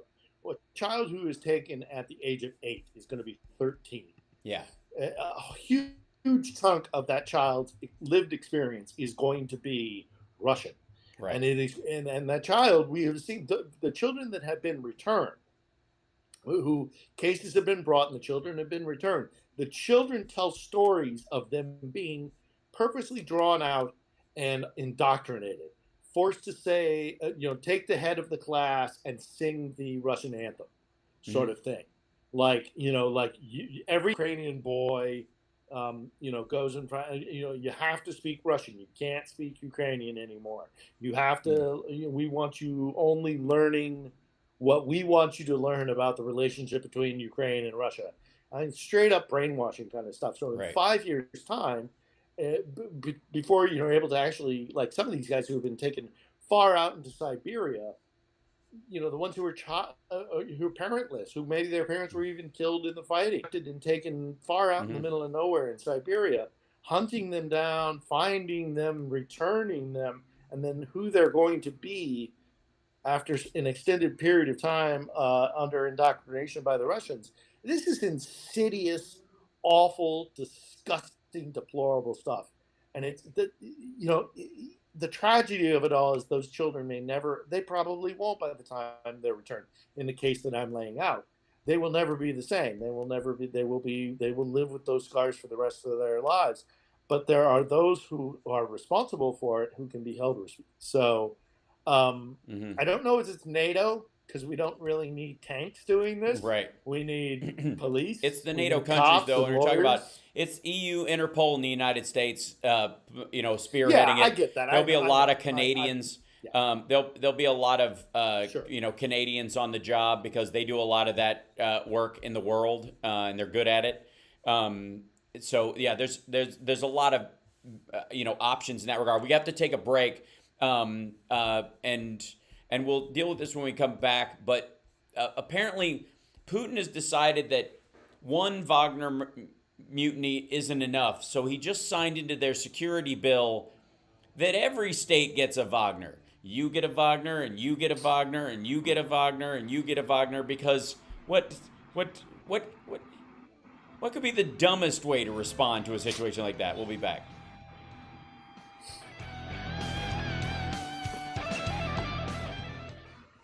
Yeah, I don't know if you know that if you saw this part, Phil, but I'm like, it's kind of magical. I saw a headline. I didn't read the. Yeah. I didn't read the substance of it. Effectively, they created a National Guard, but a privatized National Guard, which is just like logically terrible.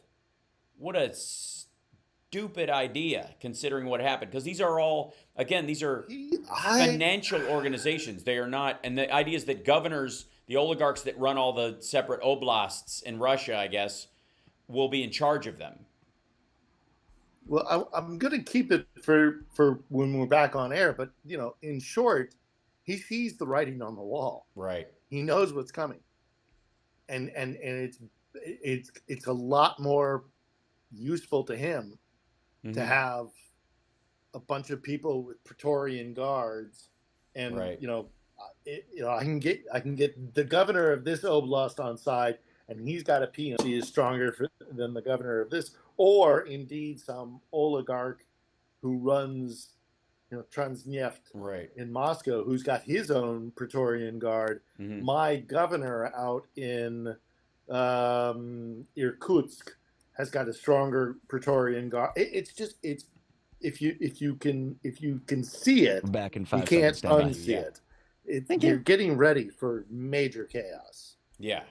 I am happy, you are happy, let us be happy together, whether the weather is cloudy or sunny. I will always be your funny honey bunny. I am lucky, you are lucky, let us get lucky together, whether the weather is cloudy or breezy. I'll be there to say, hey, come on, let's take it easy. 'Cause isn't it nice to have the friends that you do? And isn't it nice that the sky is so blue? And isn't it nice to say I love you, chugga chugga choo choo, woo woo.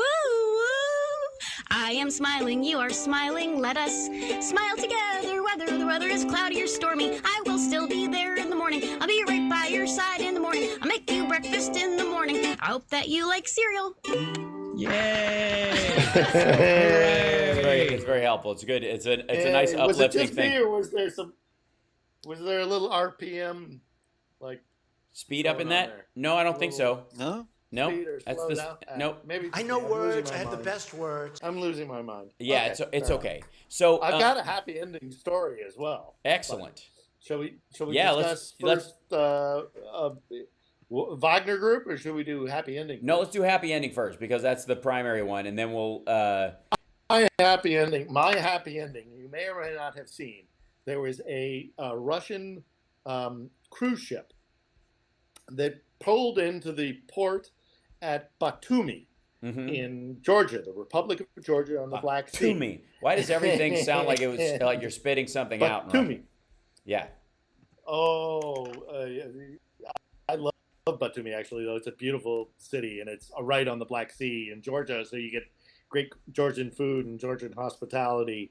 But it's a bunch of Russian tourists show up on this cruise ship, and the Georgians are on the embankment with musical instruments and signs and things like that, and they're playing the Ukrainian national anthem, and they're giving them the middle finger salute and all the rest of it, and the Russians just don't know what to do with this. They're just like totally confused, and ultimately the cruise ship had to because the Georgians are like, we don't want you here. We are also, like the Ukrainians, a former colony of Moscow, and we stand with our Ukrainian brethren.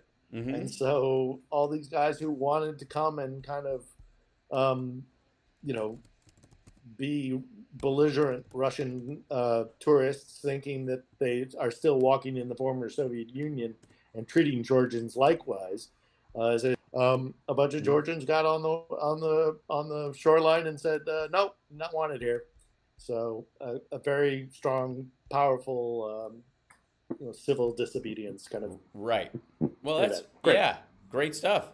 And I'm sorry who this annoys. I think this one's aimed at. I don't like you know me. I like my good news to be pure good news. I don't like it to come at anyone's expense. But I can't help but think that the entire Republican Party and Glenn Beck all will be very upset that it's the article on Bloomberg that I think is hilarious. Stocks crush year of bond in biggest sentiment shift since '99. The more than half of JP Morgan clients now see no recession.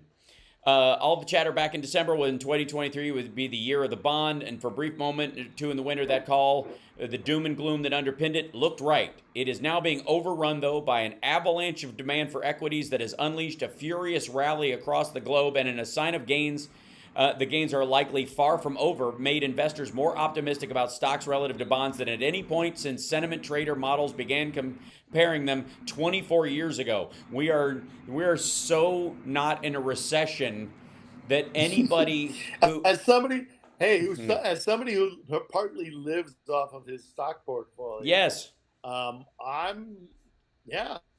Yes. Yay. And there is no particular reason, materially or otherwise, why it doesn't continue, because the growth is based on industrial stuff in the United States, infrastructure, long-term projects, as opposed to, popcorn tech stocks or something like that, or the hope around real estate. It is a much more material growth, which is what the Democrats have been pushing for a long time.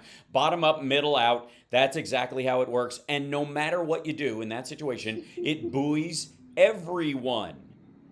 It's this flood the basin and buoy and a rising tide lifts all boats, as opposed to this trickle down nonsense. As my father, God rest him, who was my father was a community college economics professor.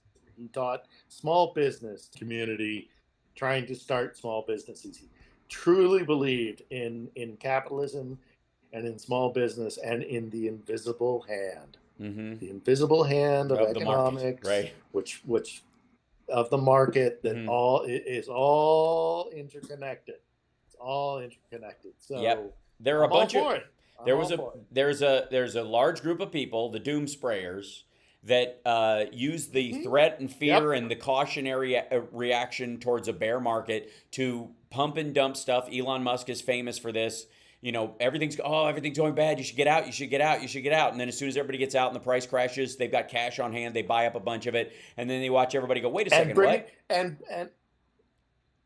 bringing it back to my neck of the woods, all the people who were like, "Oh, look, the counteroffensive isn't like making these huge, leaps and bounds advantages. It must mean that the whole thing is doomed, right? And the Ukrainians are bound to lose this war."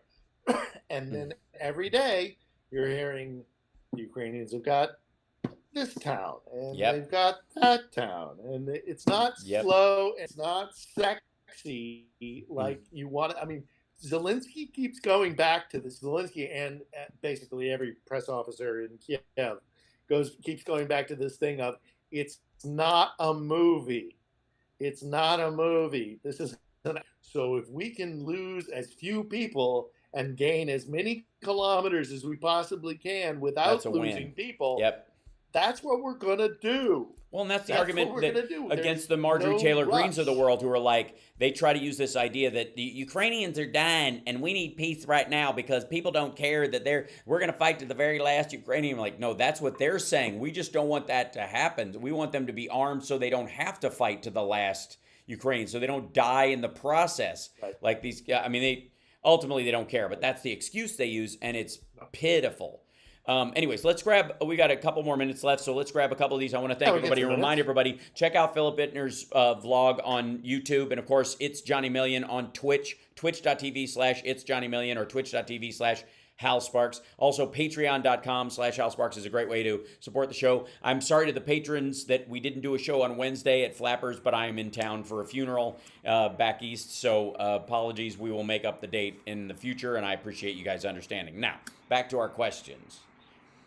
So yeah, from Twitch, there's a question: did China send Russia a bunch of weapons?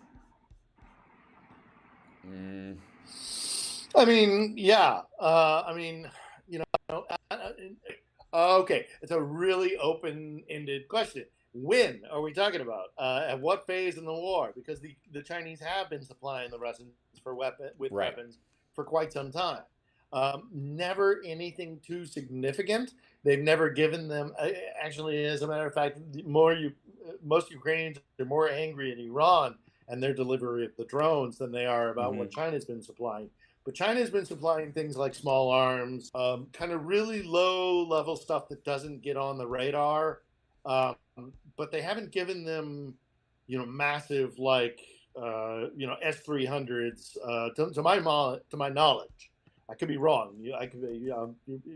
Don't hold me to that one, but I don't remember them ever giving anything as large as an S-300 anti-aircraft or ballistic missile system. And they may have given them armored personnel carriers. They may have even given them tanks upon occasion. But they've been very muted in their delivery of weapons to Russia for a variety of reasons. China is not behind this war, as I think Moscow kind of hoped that. China has kept Russia at kind of arm's length, mainly because I think the West has put pressure on China. And also China knows that should they go overboard, that the West would respond. But, it's a long answer and an ambiguous answer, but let me give you a short one. China, yes, has been giving weapons, but of no real consequence. Right. The biggest thing that they probably supply is bullets right now, honest to God, is that they're probably the biggest supplier of 5.56 to the armed forces, in Russia. And even that they're behind on. And you have to understand that China also supplies 7.62, probably. Yeah, something like that. Is that what they use? Because I know there was a 5.56 issue because they were. Warsaw Pact is 7.62. 5.56 is ours.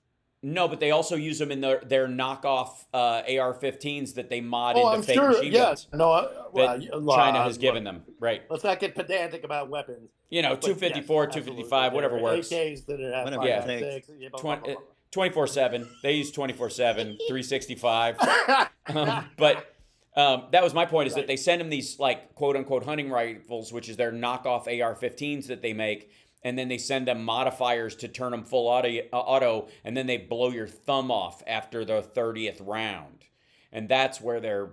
It's very funny. Some of the rounds that they're getting from the DPRK, North Korea, we're getting reports from the front lines that Ukrainians are sitting there watching these things, and they just go crazy. They just fly all over the place. They're useless.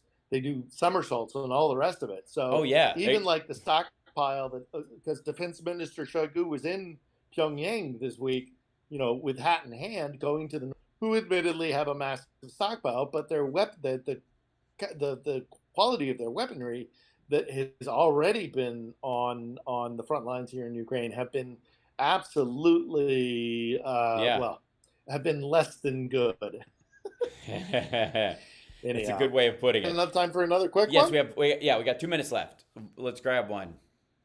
Okay, let's see here. Any idea about how COVID is affecting Russia at the moment right now? Their Sputnik versus the old style vax is supposed to only be 62% effective. Mm-hmm. Yeah, no way of 100% knowing. Even at its height, we didn't know what was going on inside of Russia. So it's unlikely that we are going to get any real picture of how bad things were for a really long time. Sputnik is not a good vaccine. It was a program in Oxford that was about a third of the way through its full program, and then the Russians built on that, and that's how they got Sputnik. It's not good. The Russians, like the Chinese, like many other countries, frankly, have downplayed the severity of what happened and how they respond to the threat. Obviously, now that the war is going on, that is very far from the front pages, even inside Russia. So we're not going to know how things are with COVID in Russia for a long, long time. Right. Well, and just like China, we're not going to hear the real story until everybody who can hide the real facts has passed away. So thanks so much. Appreciate it. Thank you, Chicago. Thanks to all the listeners. We will see you guys next week. Take care of yourself Chicago. and take care Thanks, of somebody everyone. else. Check out Philip Bittner's vlogs on YouTube. And, of course, it's Johnny Million on Twitch. We'll see you next time. Patreon.com/HalSparks. Come on, do it. You know you want to do it. Help us out. Cup of coffee a month. Cup of coffee. That's all we ask. Just a little. Just jump in. That's good to help us out. Super chats. Love you. Thank you so much. Okay, bye.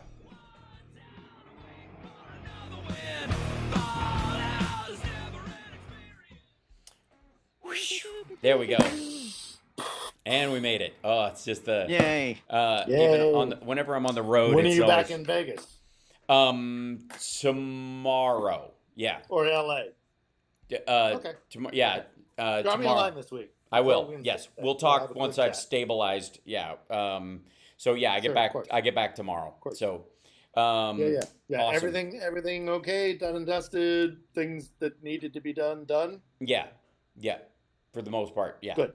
And Good. I mean, it's always there's always room for another catastrophe. And my uncle is a bit of a mess. Well, so it's never fun. Right. No, it's not.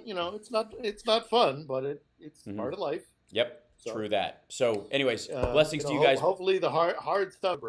Yes, the hard stuff is largely over. We'll see. I mean, like I said, we're still waiting to see on my uncle, and that'll be an ongoing concern. And I may end up flying in a couple of weeks to go to see them in Northern Ohio, that kind of business. But So hopefully he stabilizes and he's okay, and then he gets into a pace, and then we'll just see him at the holidays.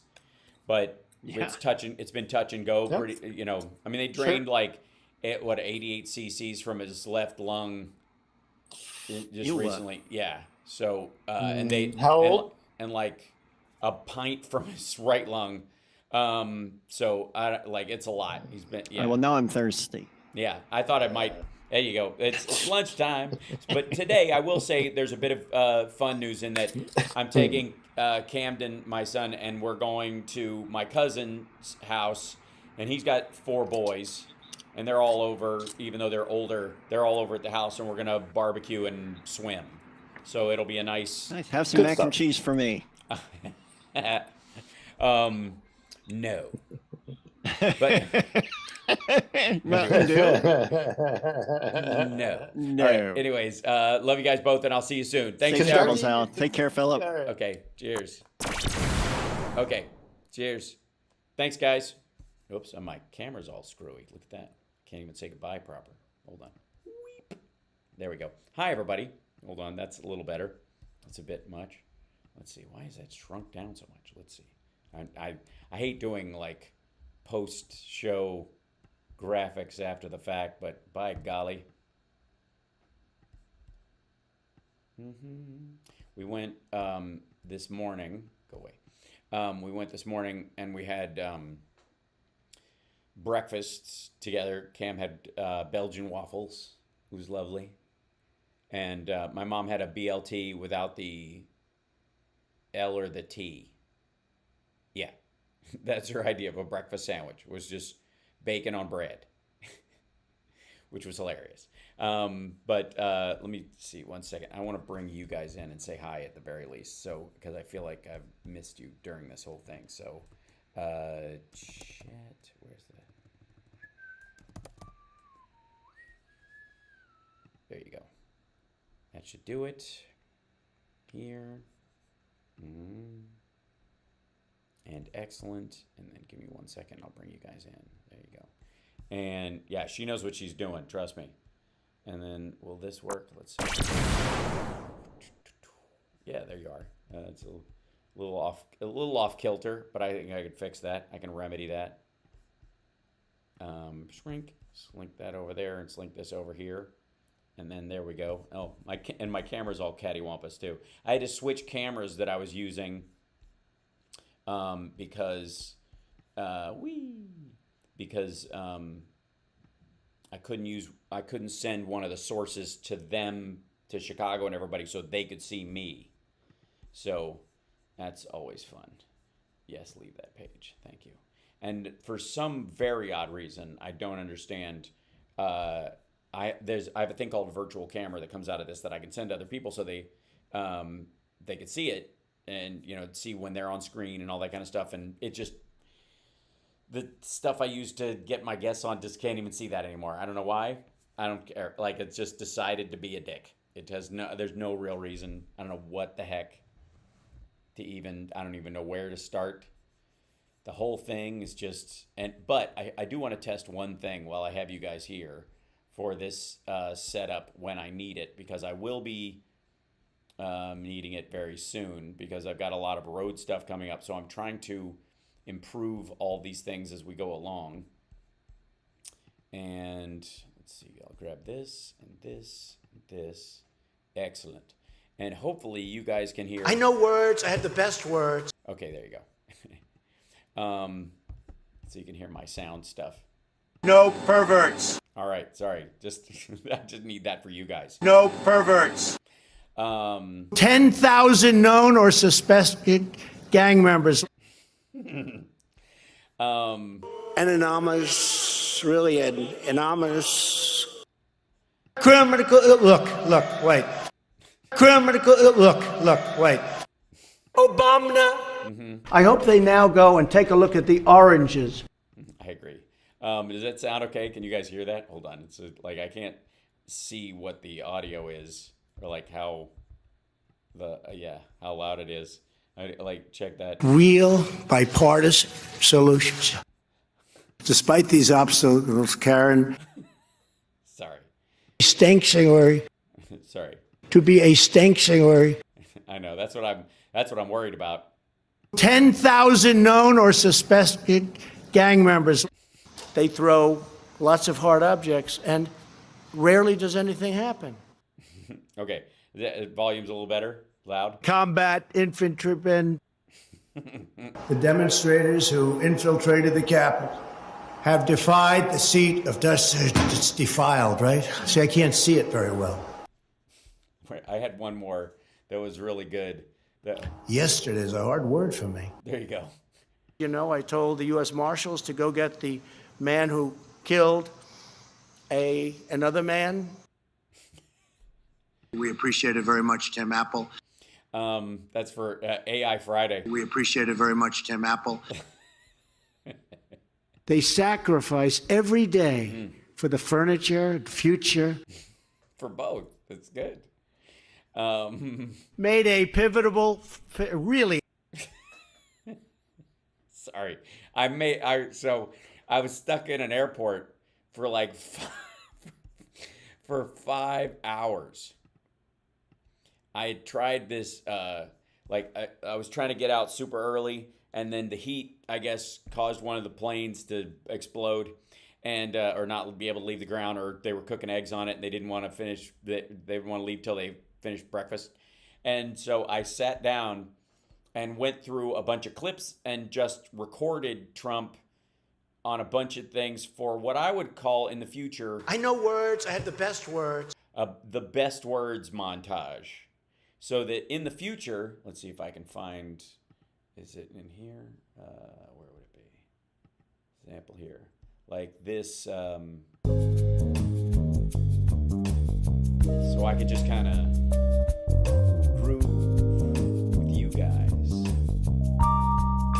Hang out. All right. I know words. I have the best words. You know what I mean? Anonymous, really anonymous. Criminal. Look, wait. Obama. I hope they now go and take a look at the oranges.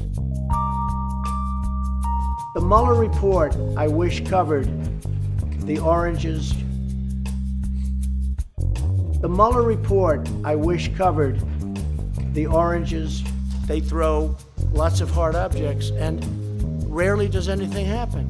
Deliberately, willfully, and with total premeditation. Yesterday's a hard word for me. Made a pivotal, really.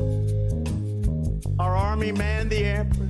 It ran the ramparts. It took over the airports. And God bless the United States.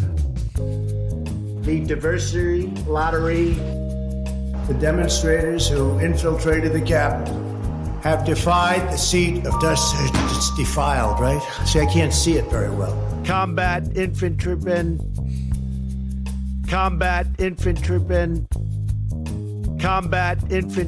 Deliberately, willfully, and with total premeditation. You know, we just set another stock rocket. You saw that, right?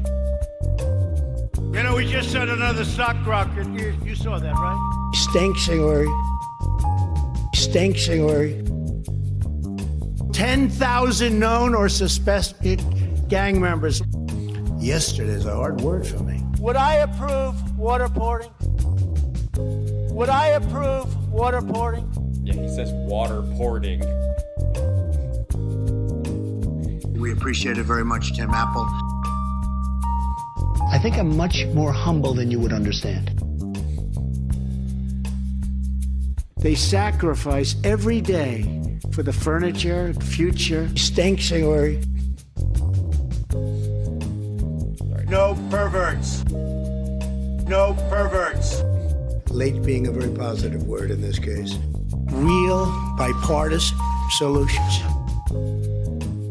Very large a brain. You know, we just set another stock rocket. You saw that, right? Anonymous, really anonymous. Winston Churchill stood on the rooftops in London, very calm, making speeches. Winston Churchill. To me, Corona means Italy. Biramisia.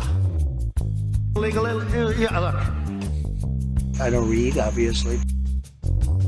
When they gaze upon Yosemites, computer board. Immortal principles. And then voila. Immortal principles. De-engineering. People want other people to stop shooting and knifing people to death. Action replays in magnified fortune. This song is called Magnified Fortune. And I was, part of a family that was very well knit. While they drown your endless torment of, what they do, they have an endless list of propaganda and propaganda methods.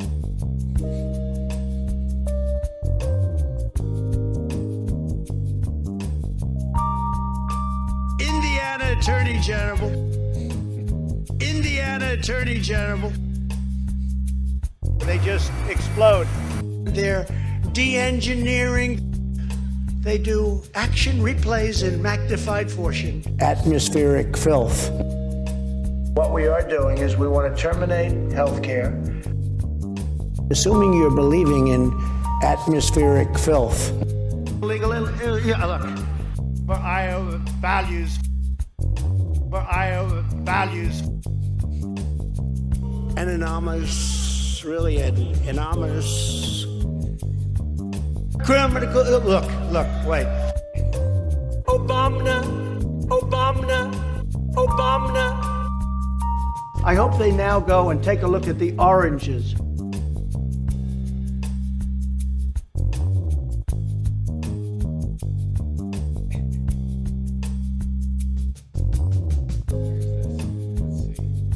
I hope they now go and take a look at the oranges. Deliberately, willfully, and with total premeditation. Deliberately, willfully, and with total premeditation. They throw lots of hard objects, and the Mueller report, I wish, covered the oranges. Yesterday's a hard word for me. Yesterday's a hard word for me. I know. I think we're all there. I need headphones so I can just do it like totally DJ this. We appreciate it very much, Tim Apple. We appreciate it very much, Tim Apple. The Mueller report, I wish, covered the oranges. No perverts. No perverts. I'm going to take such good care of women's health care issues, you won't even believe it. Yeah, no lies detected. Very large a brain. Very large a brain. Combat infantrymen. Combat infantrymen. I don't know what that is. I think it's infantrymen. Combat infantrymen. Infantrymen. Combat infantrymen. Oh yes. Combat infantrymen. Combat infantrymen. Combat infantrymen. All right. Anonymous. An anonymous. Really an anonymous.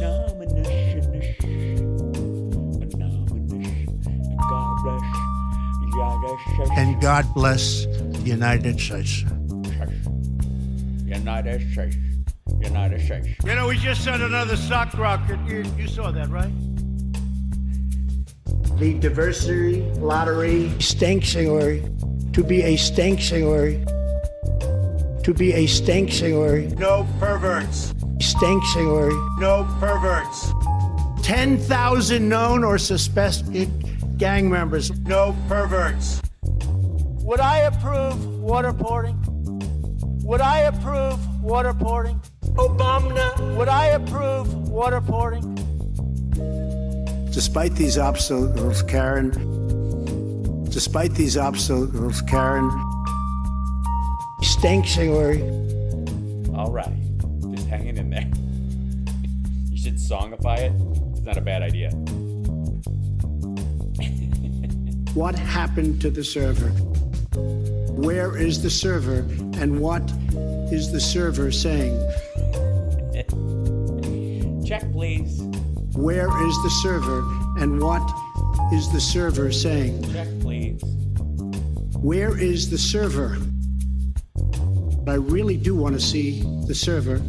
I really do want to see the server. No perverts. I really do want to see the server. No perverts. Real bipartisan solutions. Very large a brain. I really do want to see the server. Combat infantrymen. I know words. I have the best words. All right. I'll see you guys later. Thanks so much for hanging out. I got to go swim and eat in that order, I think. All right. This is the right button. Hopefully I pushed the right button. We'll see. Wish me luck. Oh, yeah.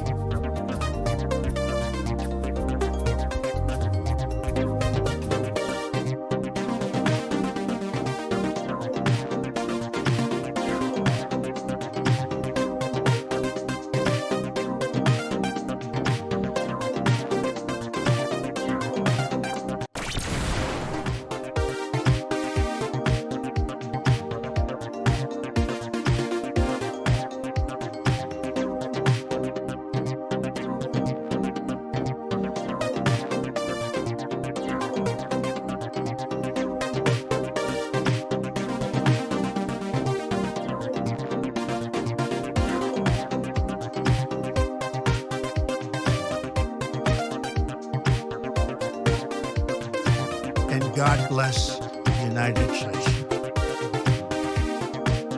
An anonymous, really an anonymous. I hope they now go and take a look at the oranges.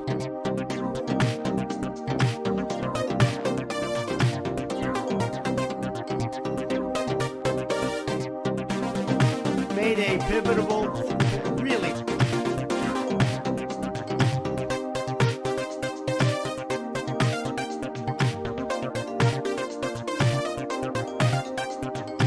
once it was reluctantly aroused. It was hard to get it aroused, and it is hard to get it aroused, but we got it aroused. We're honored to have with us today our amazing Vice President, Mike Pence, and his wonderful wife, Karen.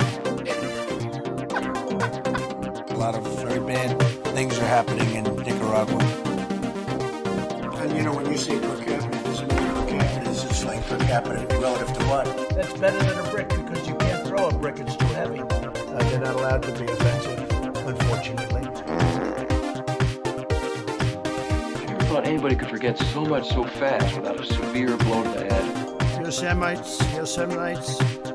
No, this is soup for my family. We have that. It's as wide as it can be.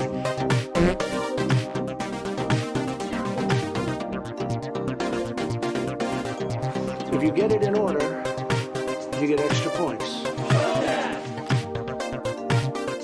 Portos, motorheads, geeks, sluts, bloods, wastoids, dweebies, dickheads. They all adore him. They think he's a righteous dude. I know words. I had the best words. The Burmese executives. So these Burmese, they say, pronounce it Burmese. Hydrosonic. You're gonna frack. They don't like the gas.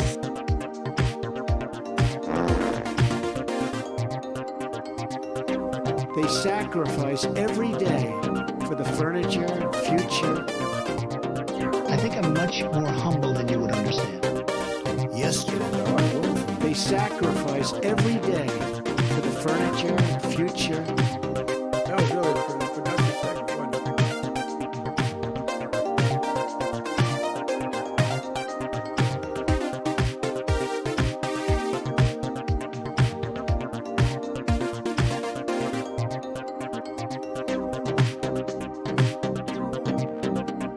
No perverts.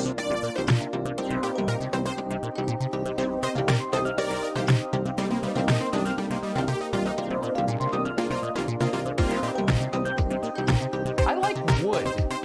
Deeper and longer. Stop it!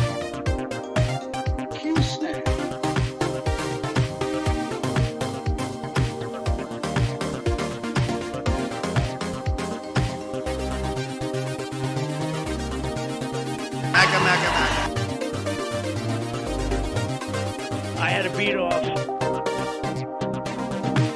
Transvestites. Boy, that was like a lightning rod went off.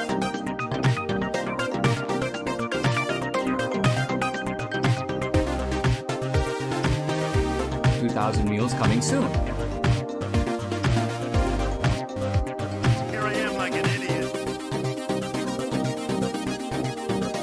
I don't know. That's the kind of thinking you've got. That's the kind of thinking you're supposed to be voting for, I guess. Huh? De-engineering. They don't like the gas. You're gonna frack. First new branch of the U.S. Armed Forces in 75 years. Space Force. Not since the end.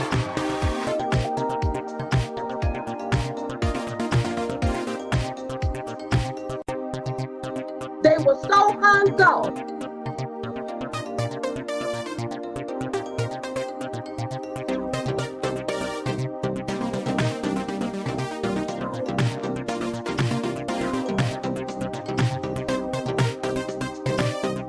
So-called people that are looking